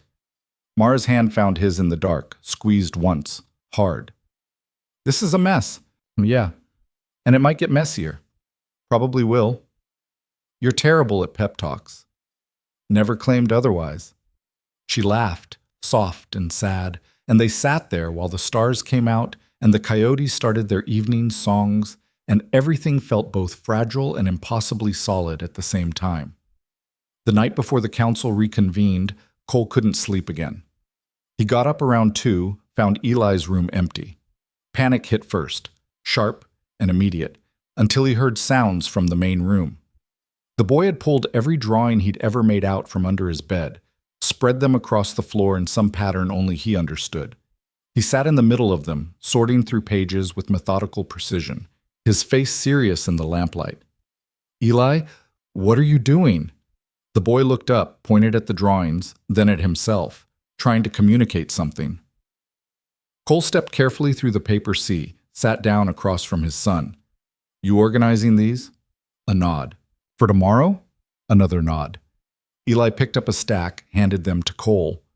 They were all from the early days, dark, chaotic, full of confused lines and heavy shading. Then another stack. These were lighter, more defined. Still sad, but with purpose emerging. Then a third stack. Recent ones. Color, life, faces Cole recognized. Mara featured heavily in these, always slightly separate but present. Watching over the scenes like a guardian. You're showing progression, Cole said, understanding. Showing them how you've changed. Eli's hand moved to a blank sheet, drew quick strokes. 2 paths diverging. On one path, the small figure got smaller, more faded. On the other, the figure grew, gained detail and color. Which path you on now? The boy pointed to the second one. The growing path. Then added a figure beside the small one. Mara. And behind both of them, taller and broader, Cole himself. We're helping you grow. Eli nodded emphatically, then started organizing the drawings into a specific order, building a story from silence and color and desperate hope. Cole watched him work, this small person who'd somehow learned to speak volumes without making a sound, and felt something crack in his chest. Pride, maybe. Or fear. Or the terrible weight of knowing how much this child had to fight for just to be seen as whole. Whatever happens tomorrow, Cole said, I want you to know something. You are exactly who you're supposed to be. Not broken. Not less than. Just different. And different is okay. Eli stopped sorting, looked at his father with those 2 old eyes. You hear me? Different is okay. The boy reached out, grabbed Cole's hand, held it tight. And in that grip, Cole felt everything his son couldn't say. The fear, the hope, the desperate love that had no words but needed none. They sat like that until the lamp oil ran low and Eli's eyes started to droop. Cole carried him to bed, tucked him in with Winston curling up at his feet, and stood there watching them both sleep like he could protect them just by staying vigilant. Morning came too fast and too slow simultaneously. Mara arrived early, dressed in her most respectable clothes, a dark dress that probably came from someone's charity box but fit well enough. Her hair pulled back tight. She looked scared and determined in equal measure. "Ready?" she asked. "No. You?" "Not even close." They loaded Eli into the wagon, along with 2 folders full of organized drawings and documentation. The boy had dressed himself in his Sunday best again, his hair combed careful, his expression set like he was preparing for battle. The ride to town was silent except for the wagon wheels and the horses' steady breathing. Cole kept his eyes on the road, his hands tight on the reins, trying not to think about all the ways this could go wrong. The town hall was already full when they arrived. More people than last time. Seemed like half of Twisted Creek had turned out for the finale. Cole recognized faces from the market, from church, from the general store. Some sympathetic, most just curious about the spectacle. Eleanor and Margaret sat in the front row again, their faces carved from stone. Vernon and the other council members took their places at the front table looking official and uncomfortable. But there was someone new this time. A man in a suit too nice for Twisted Creek, sitting off to the side with a leather portfolio. He had the look of someone from the county seat, clean-shaved, well-fed, used to authority. Vernon called the session to order. "We're here to render a final decision on the Mercer case. Before we begin, I'd like to introduce Mr. Lawrence Kemp from the County Child Welfare Office. He's here to observe and provide guidance on proper procedures." Cole's stomach dropped. They'd brought in reinforcements. Kemp stood, nodded to the room. "Thank you for having me. I've reviewed the case file and Dr. Harrison's recent evaluation. I'm here simply to ensure the child's best interests are properly represented." "Of course," Vernon cleared his throat. "Mrs. Haskell, you've had 2 weeks to consider Dr. Harrison's findings. Does your complaint still stand?" Eleanor rose, and Cole could see she'd been preparing for this. "It does. With all respect to Dr. Harrison, one evaluation cannot overturn 3 years of documented struggle. The boy still does not speak. He still exhibits signs of developmental delay. And he's still under the questionable influence of an unqualified woman." "I'm sitting right here," Mara said. "Then you can hear me clearly when I say you've done this child no favors. You've enabled his retreat from normal communication. You've encouraged him to hide behind drawings instead of facing the hard work of recovery." Eleanor's voice rose. "A child needs discipline, structure, proper guidance, not indulgence." "He needs acceptance," Mara shot back, "and patience, things you clearly wouldn't recognize." Vernon banged his gavel. "Miss Vance, please." "No, I won't please. You want to talk about what Eli needs? He needs people who don't see him as a problem to solve, who don't try to force him into a shape that makes them comfortable." She stood, pulled out the organized stacks of drawings. "These are 4 months of progression, 4 months of a child learning to communicate, to express emotion, to engage with the world in his own way. You want to call that indulgence? I call it growth." She started laying out the drawings in order, showing the evolution from dark chaos to purposeful expression. The room went quiet, people leaning forward to see. "Here's week 1. Confused, scared, barely any coherent imagery. Week 4, structure emerging, recognizable forms. Week 8, complex emotional content, deliberate symbolism. Week 16? She held up the most recent drawing, showed the family portrait with careful lettering. Written communication, self-initiated, no prompting. Mr. Kemp stood, moved closer to examine the work. "May I?" Mara handed over the stack. He went through them slowly, his expression unreadable. "This is remarkable," he said finally. Eleanor made a dismissive sound. "They're children's drawings, nothing remarkable about scribbles on paper." "I disagree." Kemp looked at her. "I've worked with developmentally challenged children for 15 years. I've seen every form of alternative communication, sign language, picture boards, assisted technology. This boy has created his own language system. That doesn't indicate delay. It indicates intelligence. Intelligence that should be channeled into proper speech therapy, not encouraged to avoid verbal communication. Mrs. Haskell, have you considered that perhaps the boy isn't avoiding speech? Perhaps he's simply not ready. 3 years is long enough to be ready. Says who? Mara's voice cut through. Who decided 3 years is the limit? What arbitrary timeline are we working with here? The timeline of a child who needs to function in society, Margaret spoke up. He'll be school age soon. How's he supposed to learn, to interact with other children, if he won't speak? He's learning now, and he'll speak when he's ready. Mara looked at Kemp. Dr. Harrison said it himself. Selective mutism following trauma. It resolves on its own timeline, not anyone else's. Thomas Brennan cleared his throat. All this is well and good, but it doesn't address the other concerns, the propriety issues. A single woman spending unsupervised time with a widower and his child. Oh, Mara's hands clenched. We're helping a child, that's it. That's the whole story. Anything else is in your dirty minds. Miss Vance, Vernon warned. No, I'm done being polite about this. She turned to face the room. You all want to know what happens at that ranch? I show up. I sit with a 7-year-old boy. I give him art supplies and patience. Sometimes his father is there. Sometimes he's working. The cat sleeps. The boy draws. I go home. That's it. No scandal. No impropriety. Just a woman trying to help, and a bunch of people who can't imagine that's possible without something shameful happening. The room erupted in muttering. Cole stood, his chair scraping loud. She's right. You're all looking for dirt because it's easier than admitting you were wrong about my son. He looked at Eleanor. Your boy tormented mine. That's what started this. You couldn't handle that, so you made it about Eli being broken, about me being a bad father, about Mara being inappropriate.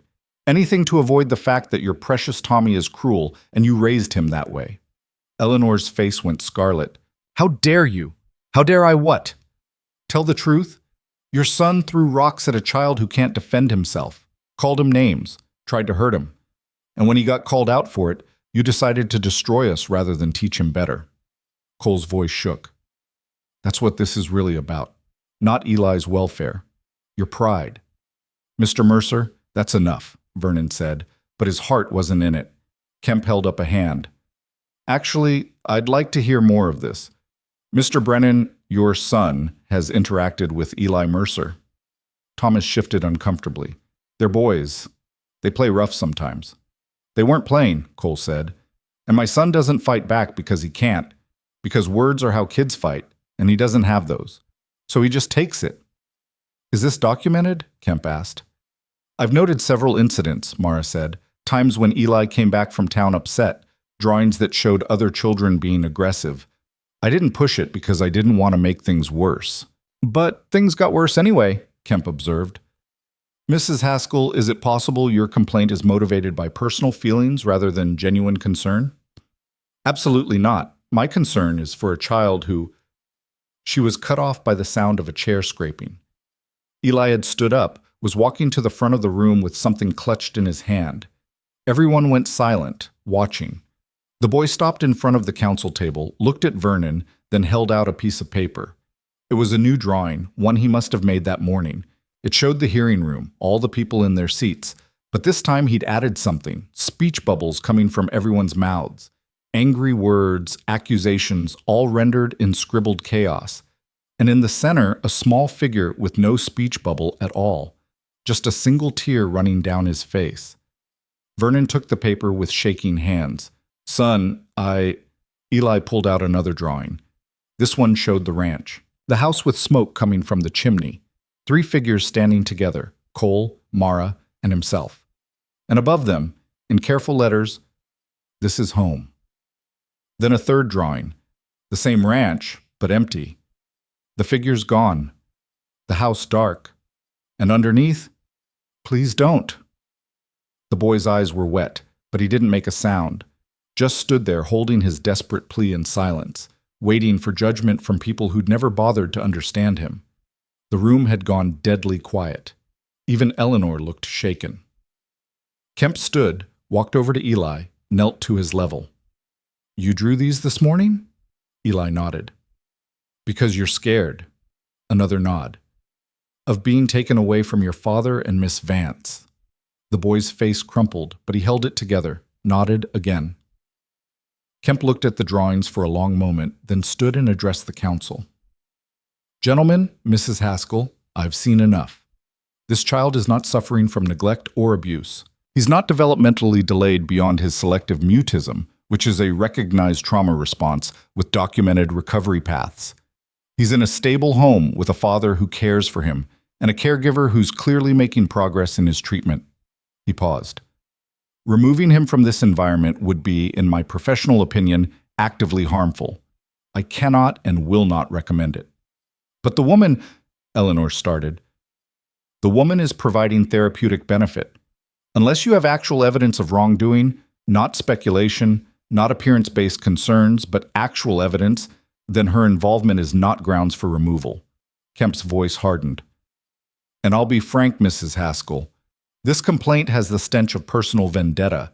That's not what child welfare services are for. Eleanor looked like she'd been slapped. Margaret started to stand, but her husband grabbed her arm, pulled her back down. Vernon looked at his fellow council members, seemed to have a silent conversation. Then he sighed, long and heavy. In light of Mr. Kemp's assessment and Dr. Harrison's prior evaluation, this council finds no grounds to remove Eli Mercer from his father's care. The complaint is dismissed. The gavel came down with a sound like finality. Cole couldn't breathe for a moment, couldn't process that it was over, that they'd won, that Eli was safe. Then Mara grabbed his hand, squeezed hard enough to hurt, and the reality crashed in. They'd won. Eli turned, looked at his father and Mara with something fragile and hopeful in his eyes. Cole opened his arms and the boy ran to him, pressed his face against his father's chest, while Cole held him tight enough to break. "You're okay," Cole whispered into his son's hair. "You're okay. We're okay." Mara's hand found Eli's shoulder, and they stood like that while people filed out around them, some congratulating, some studiously avoiding eye contact. Eleanor and Margaret left without a word, their faces stone. Frank Sutherland stopped by the door. "Glad that worked out, Cole. Truly." "Thanks, Frank." When the room had mostly cleared, Kemp approached them. "Mr. Mercer, a word?" Cole tensed, but the man's expression was kind. "Your son is remarkable.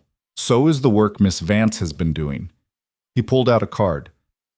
"If you ever need documentation for school enrollment, medical evaluations, anything like that, call me. I'll make sure it's handled properly." "Thank you." "And Eli?" Kemp looked at the boy. "Keep drawing. Keep telling your story. There are people who'll listen if you give them the chance." They walked out into afternoon sunshine that felt brighter than it should. The wagon waited where they'd left it, patient and ordinary. Cole lifted Eli up, helped Mara climb in, then pulled himself up and took the reins. They were halfway home before anyone spoke.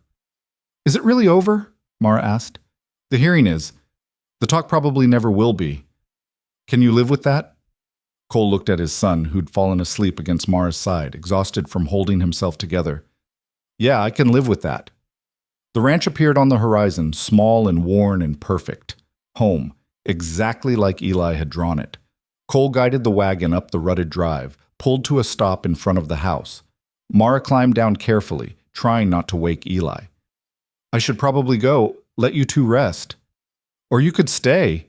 The words came out before Cole could second-guess them. "For dinner. Just stay." She looked at him for a long moment, and Cole saw everything they'd been dancing around for months reflected in her eyes.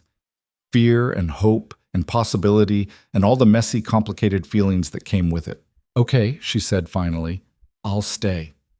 Cole carried Eli inside, laid him on his bed with Winston immediately curling up beside him. When he came back to the kitchen, Mara had already started pulling out ingredients for a meal, moving through his space like she belonged there. Maybe she did. "Mara." She turned, and he didn't have words for what he wanted to say. How much she'd changed things. How much he'd come to rely on her presence. How the thought of her leaving made his chest tight in ways he couldn't quite name. So he didn't say any of it. Just crossed the kitchen, pulled her into a hug that lasted longer than was strictly friendly, and felt her arms come around him in return. "Thank you," he said into her hair, "for everything. He's worth it. So are you." She pulled back enough to look at him, and there were tears in her eyes. "I didn't know if we'd win. We did, though. This time. What about next time? We'll fight that battle when it comes." He brushed a strand of hair from her face, let his hand linger. "But we'll fight it together." Cole... Whatever she was going to say was interrupted by footsteps. Eli appeared in the doorway, rubbing sleep from his eyes, Winston at his heels. He looked at them standing close together, and something almost like a smile crossed his face. Then he walked to the table, picked up a pencil and paper, and started drawing again. Cole and Mara moved to see what he was making. 3 figures around a table, food between them, the window showing stars outside, and underneath, in letters that were getting steadier every time, "Family dinner." "Yeah," Cole said, his throat tight. "That sounds about right." They ate together as the sun set, talking quietly about nothing important. Mara told a story about Winston catching a mouse, Eli's eyes widening with interest. Cole mentioned needing to repair the barn roof before winter. Normal, ordinary, mundane. Perfect. After dinner, Mara helped clean while Eli drew more pictures. These ones lighter, happier, full of color instead of shadow. When it got late, she gathered her things reluctantly. "Same time tomorrow?" she asked at the door. "Every day if you want." "Every day then." She left, riding off into darkness, and Cole watched until he couldn't see her anymore. Then he turned back to find Eli standing there, holding up one more drawing. It showed 2 figures holding hands, one tall, one short, and between them, filling the space, was color, yellows and oranges and reds like sunrise. "You like her," Cole said. Eli nodded. "Me too, son. Me too." They stood together in the doorway, looking out at the dark land and the stars overhead and the future that seemed a little less frightening than it had that morning. For the first time in 3 years, Cole Mercer thought maybe they'd be okay. All of them, together. The morning after felt surreal in its ordinariness. Cole woke to sunlight streaming through gaps in the curtains, the smell of coffee he didn't remember making, and the sound of voices from the kitchen. For a moment, still caught between sleep and waking, he thought Catherine was back, that the last 3 years had been the nightmare and this was real. Then he heard Mara laugh, different from Catherine's laugh, lower and rougher around the edges, and reality settled back into place. Different, but real. Maybe better for being real. He pulled on his work clothes and walked out to find Mara already there, making breakfast like she'd done it 1,000 times. Eli sat at the table with Winston in his lap, showing the cat a drawing while Mara narrated what she thought it meant. "See, Winston, this is clearly an epic tale of a brave knight. That's you, defending the castle from invading mice. Very heroic. The artist captured your nobility perfectly." Winston looked unimpressed. Eli's shoulders shook with silent laughter. "You stayed," Cole said from the doorway. Mara turned, and there was something uncertain in her expression. "I fell asleep on the porch. Didn't mean to, but by the time I woke up, it was past midnight, and riding back in the dark seemed foolish. I hope it's fine. More than fine." He moved to the stove, poured coffee. "You make yourself at home." "I made eggs. Hope that's all right." "Perfect." They ate together, the 3 of them and Winston begging for scraps, and it felt so much like a real family that Cole's chest ached with it. This was what he'd lost when Catherine died. Not just her, but this. The morning routine, the shared space, the feeling that life was more than just survival. After breakfast, Eli disappeared to his room to work on something. Cole and Mara cleaned up together, moving around each other in the small kitchen with the ease of people who'd learned each other's rhythms. "So what now?" Mara asked, drying a plate. "What do you mean?" "The hearing's over. We won. But nothing's really changed, has it? The town still thinks what it thinks. Eleanor's still out there. We're still..." She gestured vaguely between them. "Whatever we are." Cole set down the dish he was washing. "What do you want to be?" "I don't know. This wasn't supposed to happen. I came here to help a boy, not..." She trailed off, looking out the window at the morning light on scrubland. not get tangled up in something complicated. You can untangle yourself. No one's holding you here. That's the problem. I don't want to untangle.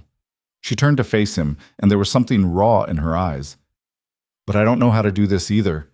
How to be part of something when I've spent so long being alone.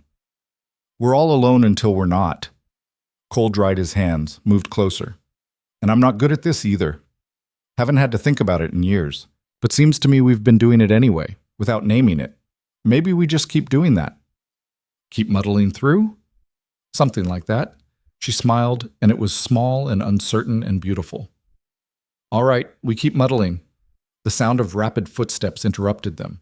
Eli burst into the kitchen, holding a drawing and looking more animated than Cole had seen him in months. The boy grabbed Mara's hand, pulled her toward his room. What's this about? But she let herself be dragged, Cole following behind. Eli's room looked like an explosion in an art supply store. Every surface was covered with new drawings, but these were different from his usual work.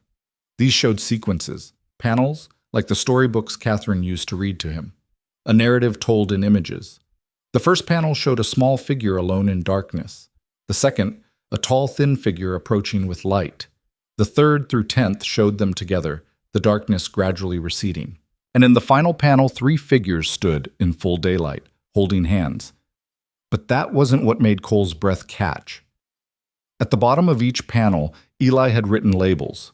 Simple words, some spelled wrong, but unmistakably intentional. Alone. Scared. Friend. Better. Happy. Family. Eli, Mara's voice shook. When did you learn to write all these words? The boy pointed at her, then at Cole, then picked up a pencil and wrote carefully on a fresh sheet. You teached me. Taught, Cole corrected automatically, then felt foolish. His son was writing for the first time, and he was worried about grammar. Eli crossed out teached, wrote taught underneath, then looked up at his father with something that might have been pride. Yeah, Cole said, his throat tight. That's right. Mara knelt beside the boy. This is incredible. You've been practicing? A nod. Why didn't you show us before? Eli's hand moved across the paper. Wanted to be ready. Ready for what? The boy pulled out another drawing from under his bed.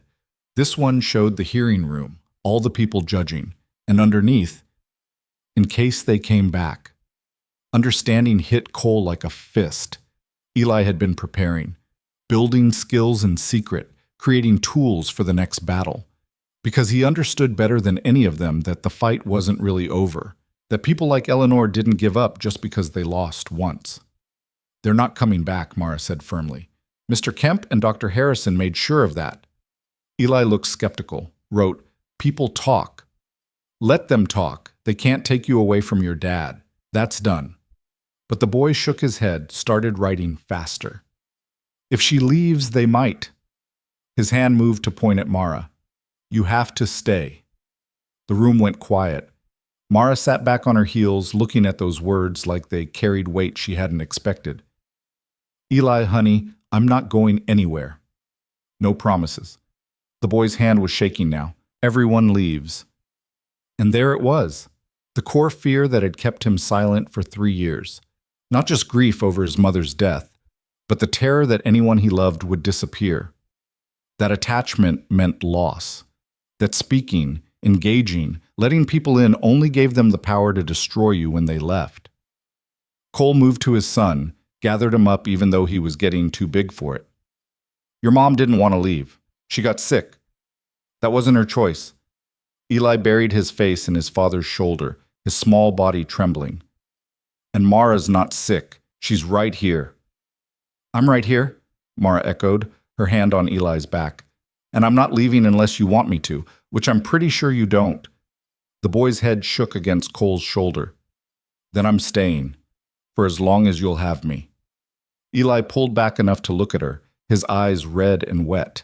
Then he reached out, grabbed her hand, and held it tight. His other hand found Cole's, and he sat there between them, connecting them, anchoring them, like if he just held on hard enough he could keep them from disappearing. They stayed like that for a long time. Winston eventually wandered in, meowed his disapproval at all the emotions, and curled up on Eli's bed like nothing important was happening. Eventually, Cole's legs started to cramp, and he had to shift position. Eli let go reluctantly, wiped his face with his sleeve, and picked up his pencil again. "Can we practice writing?" he wrote. "Absolutely," Mara said. "What do you want to practice?" Eli thought for a moment, then wrote carefully. "My name. Your names. Important words." They spent the rest of the morning on the floor of Eli's room, working through letters and sounds and the mechanics of translating thought into written word. The boy absorbed it like he'd been starving for it, filling page after page with words he'd heard but never used. Father, Mara, Winston, home, safe, love. That last one he wrote 3 times, getting the letters right, then showed it to them like he was offering something precious. "Yeah," Cole said quietly. "Love. That's a good word." Around noon, they broke for lunch. Eli had filled an entire notebook and looked simultaneously exhausted and exhilarated. He ate his sandwich in silence, but it was a different kind of silence now. Not empty. Just quiet. After lunch, Cole went out to tend the animals while Mara stayed inside with Eli. They were working on a new project, a book of sorts, images and words together telling the story of the past 4 months. He was mending fence when he heard the horse approaching, looked up to see Frank Sutherland riding toward him, alone this time, his face carefully neutral. "Frank, something I can do for you?" The older man dismounted, tied his horse to the fence rail. "Wanted to check in, see how you all were doing after yesterday." "We're fine." "Good. That's good." Frank shifted his weight. "Look, Cole, I need to tell you something. Town meeting last night, after you left, Eleanor tried to get the council to pursue other options. Legal challenges, complaints to the county, whatever she could think of." Cole's hand tightened on the fence post. And Vernon shut her down. Said the matter was settled and he wasn't wasting council time on personal vendettas. Frank smiled slightly. "She stormed out. Margaret followed. Haven't seen either of them since. They'll be back." "Maybe, but their support's thin now. People saw those drawings yesterday, saw how scared that boy was. Even the folks who agreed with Eleanor started having second thoughts about traumatizing a child just to prove a point. Town's got a short memory. Sometimes, but sometimes things stick." Frank looked toward the house where Eli was visible through the window. "That boy of yours, he's stronger than people give him credit for. Smarter, too.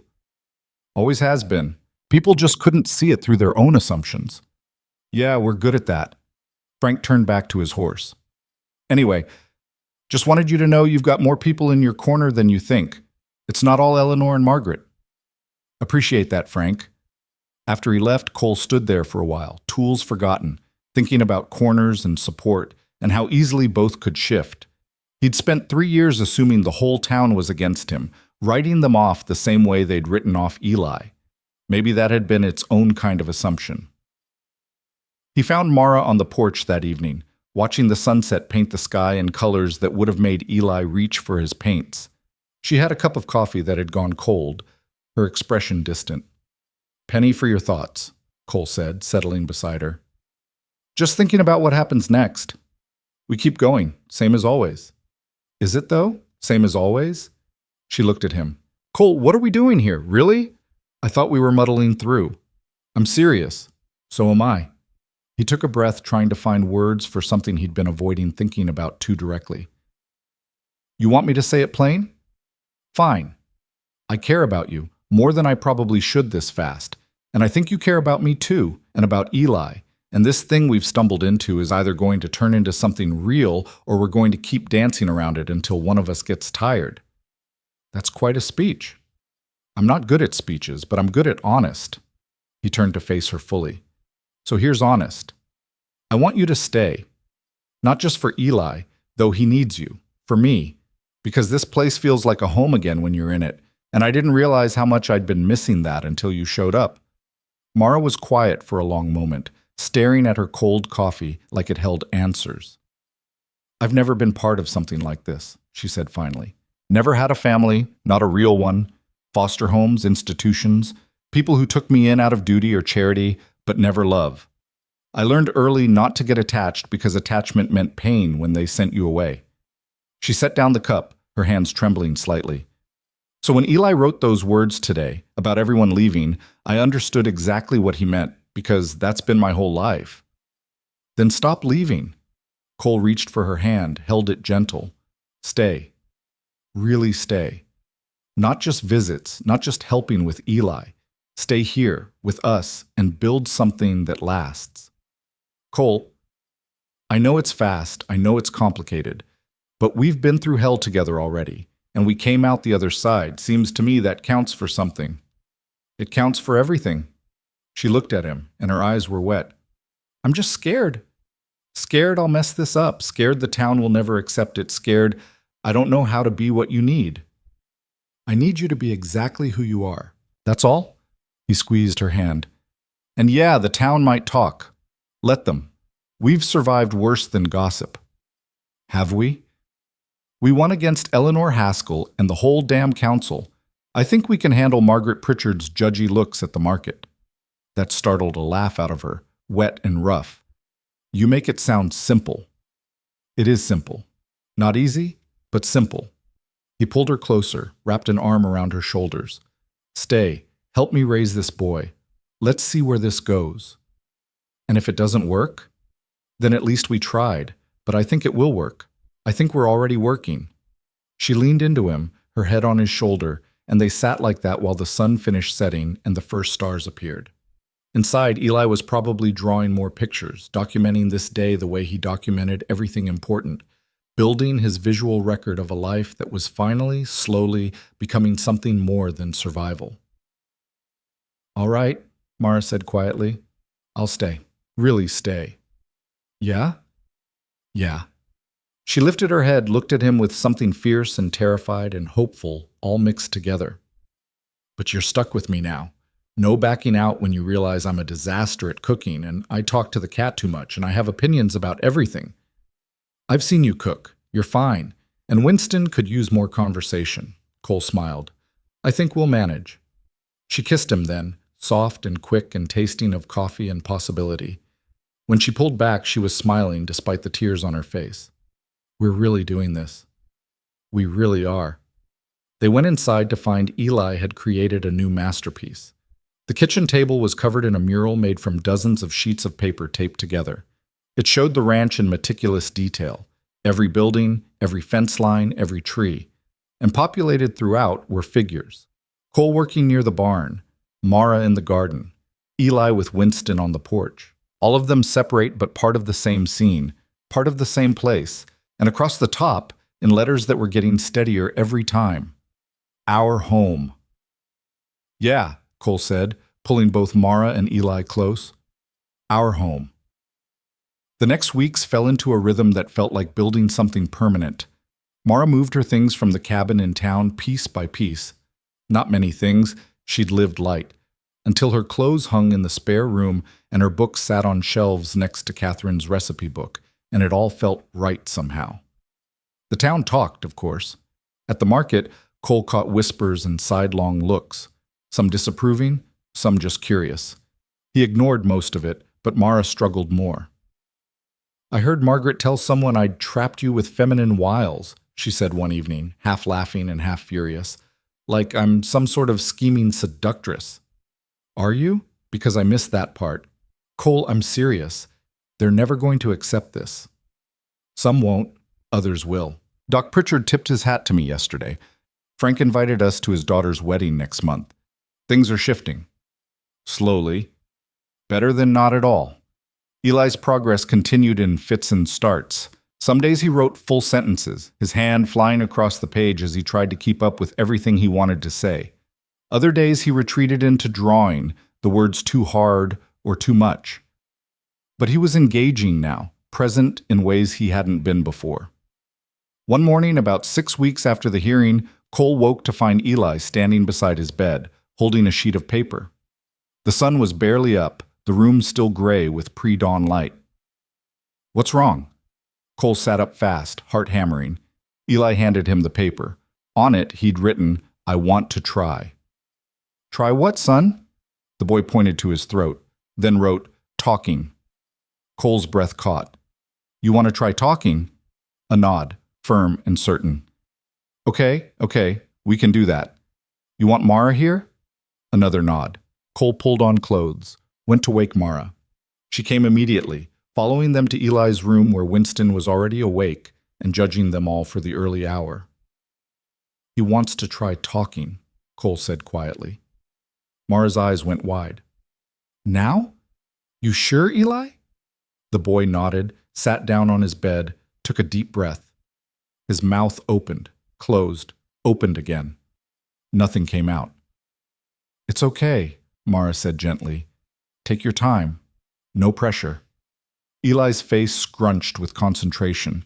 He tried again, and this time a sound emerged. Rough, uncertain, barely there. Not a word. Just a sound. But it was something.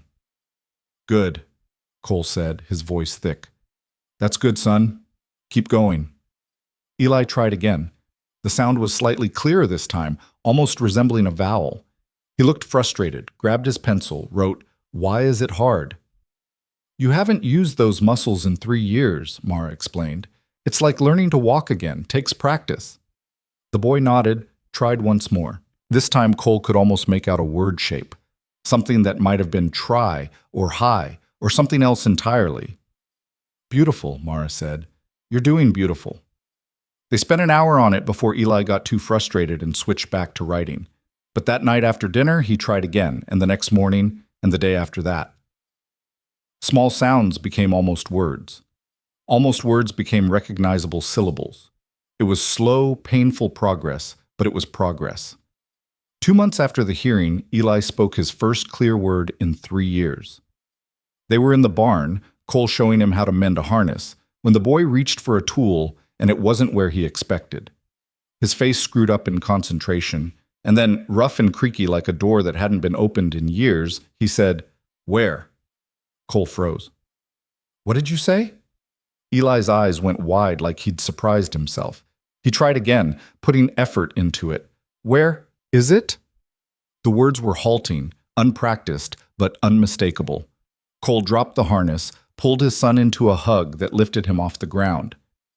You talked. You just talked. I know. Eli's voice was barely above a whisper, but it was there, real, his. Say something else. The boy thought for a moment, then looked toward the house where Mara was hanging laundry. Get Mara? Yeah, let's get Mara. They ran to the house together, Cole's heart pounding like he'd just witnessed a miracle. Mara looked up from the wash basket, saw their faces, and immediately dropped what she was holding. What happened? Is everyone? Tell her, Cole said to Eli. Tell her yourself. Eli took a breath, and his voice came out small but clear. I can talk now. Mara's hand flew to her mouth. Oh, Eli, it's hard, but I can. She dropped to her knees, pulled him into a hug that he returned fiercely. I'm so proud of you. So proud. Don't leave, Eli said into her shoulder. Promise. I promise. I'm not going anywhere. Good. The boy pulled back, looked at both of them. Because we're family, and family stays. The words were rough, the pauses long, but the meaning was crystal clear. Yeah, Cole said, his vision blurring. Family stays. News of Eli's breakthrough spread through Twisted Creek faster than wildfire. Doc Pritchard came out personally to examine the boy, declared it remarkable but not medically unusual, trauma resolution at its own pace. Mr. Kemp sent a letter congratulating them and noting it for his records. Even people who'd sided with Eleanor started treating Cole differently at the market, like maybe he'd known what he was doing all along. Eleanor herself stayed scarce. The few times Cole saw her in town, she looked through him like he didn't exist. Margaret continued her judgy looks, but they'd lost their power. Hard to shame someone who'd already won. About a week after Eli started talking, Vernon Haskell showed up at the ranch. Cole met him in the yard, wary. Vernon, something I can help you with? Actually, I came to apologize. The big man looked uncomfortable, his hat in his hands. Eleanor's my wife. I love her, but she was wrong about your boy, and I enabled that. Let her push a personal grudge into official business. Yeah, you did. I know, and I'm sorry. Vernon glanced at the house. Eli talking now. Some. Getting better every day. That's good. That's real good. He turned his hat in his hands. For what it's worth, I always thought there was more to him than folks gave credit for. Just didn't have the spine to say it when it counted. No, you didn't. Vernon nodded, accepting the judgment. Well, I said my piece. Won't take up more of your time. He left, and Cole watched him go, feeling something that might have been forgiveness starting to form. Not there yet, but possible. That evening, with Eli asleep and Mara reading by lamplight, Cole found himself thinking about the past year. How it had started with a silent boy no one could reach, and a woman the town looked down on. How it had nearly ended with Eli being taken away. How it had somehow, against all odds, turned into this. A family built from broken pieces that didn't fit anyone's expectations but fit together perfectly anyway. What are you thinking about? Mara asked, lowering her book. Just everything, how we got here. Lots of stubbornness, mostly, and a little bit of faith. In what? In the idea that people are more than the worst thing that's happened to them, that silence doesn't mean empty, that different isn't broken. He moved to sit beside her. In us. She set down the book, took his hand. You know what the scariest part is? I'm not scared anymore. For the first time in my entire life, I'm exactly where I want to be, and I'm not waiting for it to fall apart. It's not going to fall apart. You can't promise that.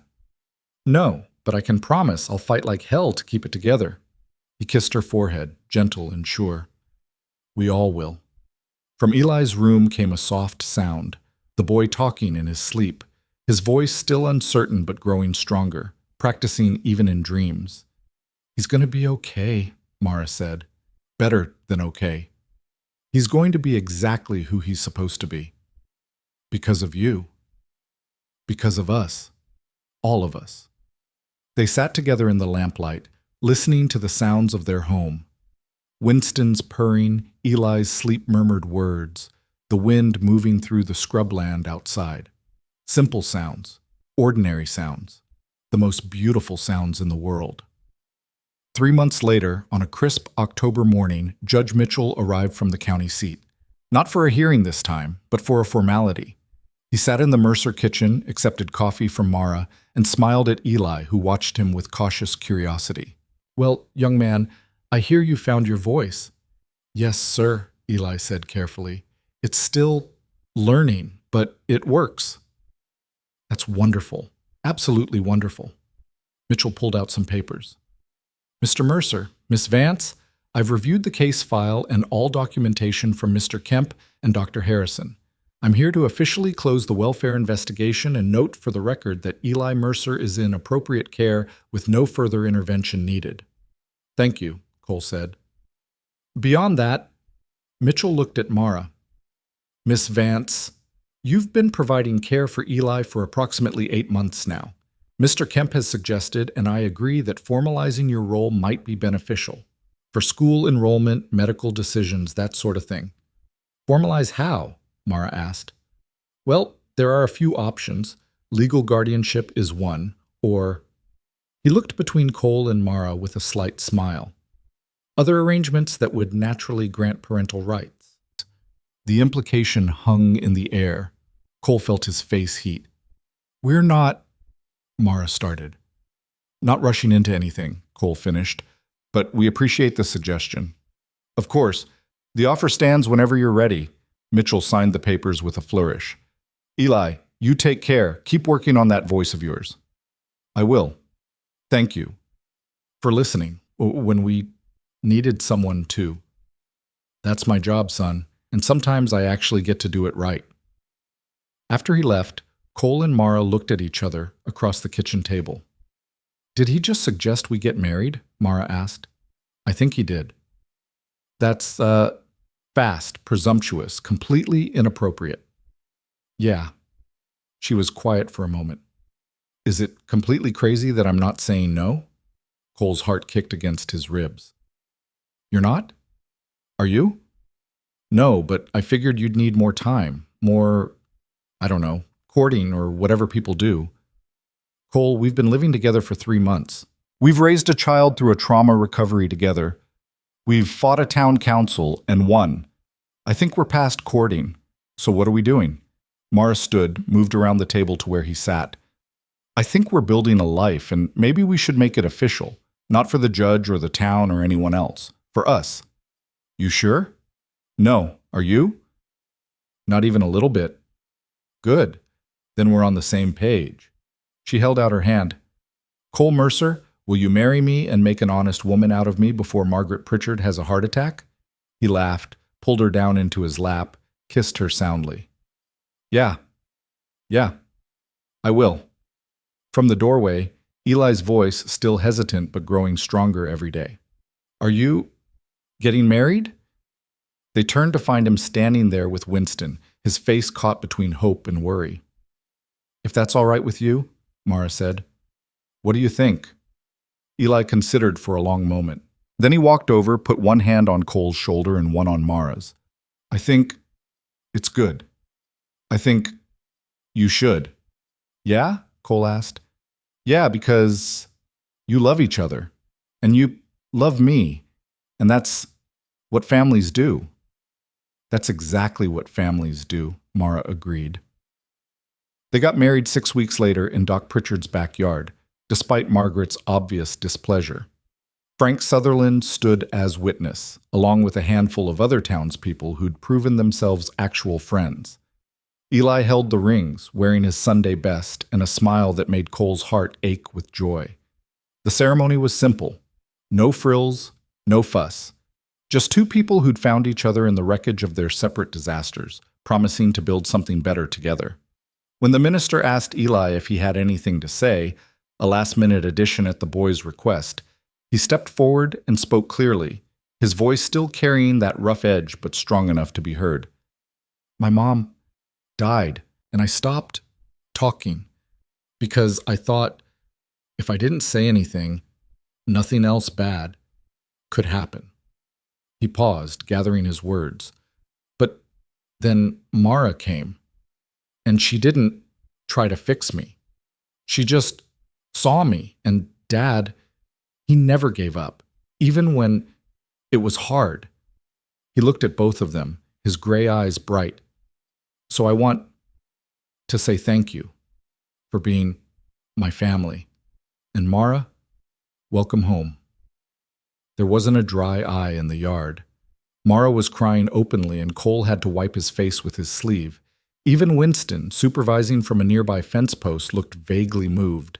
The reception was at the ranch, tables set up in the yard, food brought by neighbors who'd decided to embrace this strange new family rather than fight it. The Brennan family didn't come, Tommy and his father notably absent, but plenty of others did. As the sun set and people started heading home, Cole found Mara standing at the fence line, looking out at the land that was now officially hers too. Regretting it yet? He asked, slipping an arm around her waist. Ask me in 20 years. Fair enough. Eli ran past them, chasing Winston, who'd stolen a piece of cake, his laughter ringing clear in the evening air. The sound of it still sometimes caught Cole off guard, his silent son, finding joy loud enough to share. He's going to be all right, Mara said, watching the boy. He's already all right. Just took everyone else a while to see it. You always saw it. Not always. There were days I thought maybe they were right. Maybe he was broken beyond fixing. Cole pulled her closer. But you showed me different. Showed us both that we didn't need fixing. Just understanding. And stubbornness. Definitely stubbornness. They stood together as stars appeared overhead. The same stars Eli had drawn months ago when he was trying to communicate in the only language he had. Now he had words too, halting, imperfect, but his. And a family who'd learned to listen in all the ways that mattered. Inside the house, someone had lit lamps. Through the windows, Cole could see the kitchen table where they'd fought so many battles, had so many breakthroughs, built a life piece by piece. It looked warm and welcoming and permanent in ways he'd stopped believing possible. This is real, right? Mara asked quietly. Not going to wake up and find out it was all. It's real. We're real. He turned her to face him, held her close. And we get to keep it. Forever's a long time. Good thing I'm patient. She laughed, kissed him as the last of the sunset faded and the first stars claimed the sky. Eli came running back, Winston in his arms, and wormed his way between them because that was his right as their son. Dad? Mara, can we have hot chocolate and tell stories? Yeah, Cole said, ruffling the boy's hair. We can do that. They went inside together, this family that looked nothing like what the town expected and everything like what they needed. The door closed behind them, shutting out the night and the judgment and the years of struggle. Inside was warmth and light and the sound of Eli's voice, still finding its strength but no longer silent. Never silent again. And that was enough. More than enough. It was everything.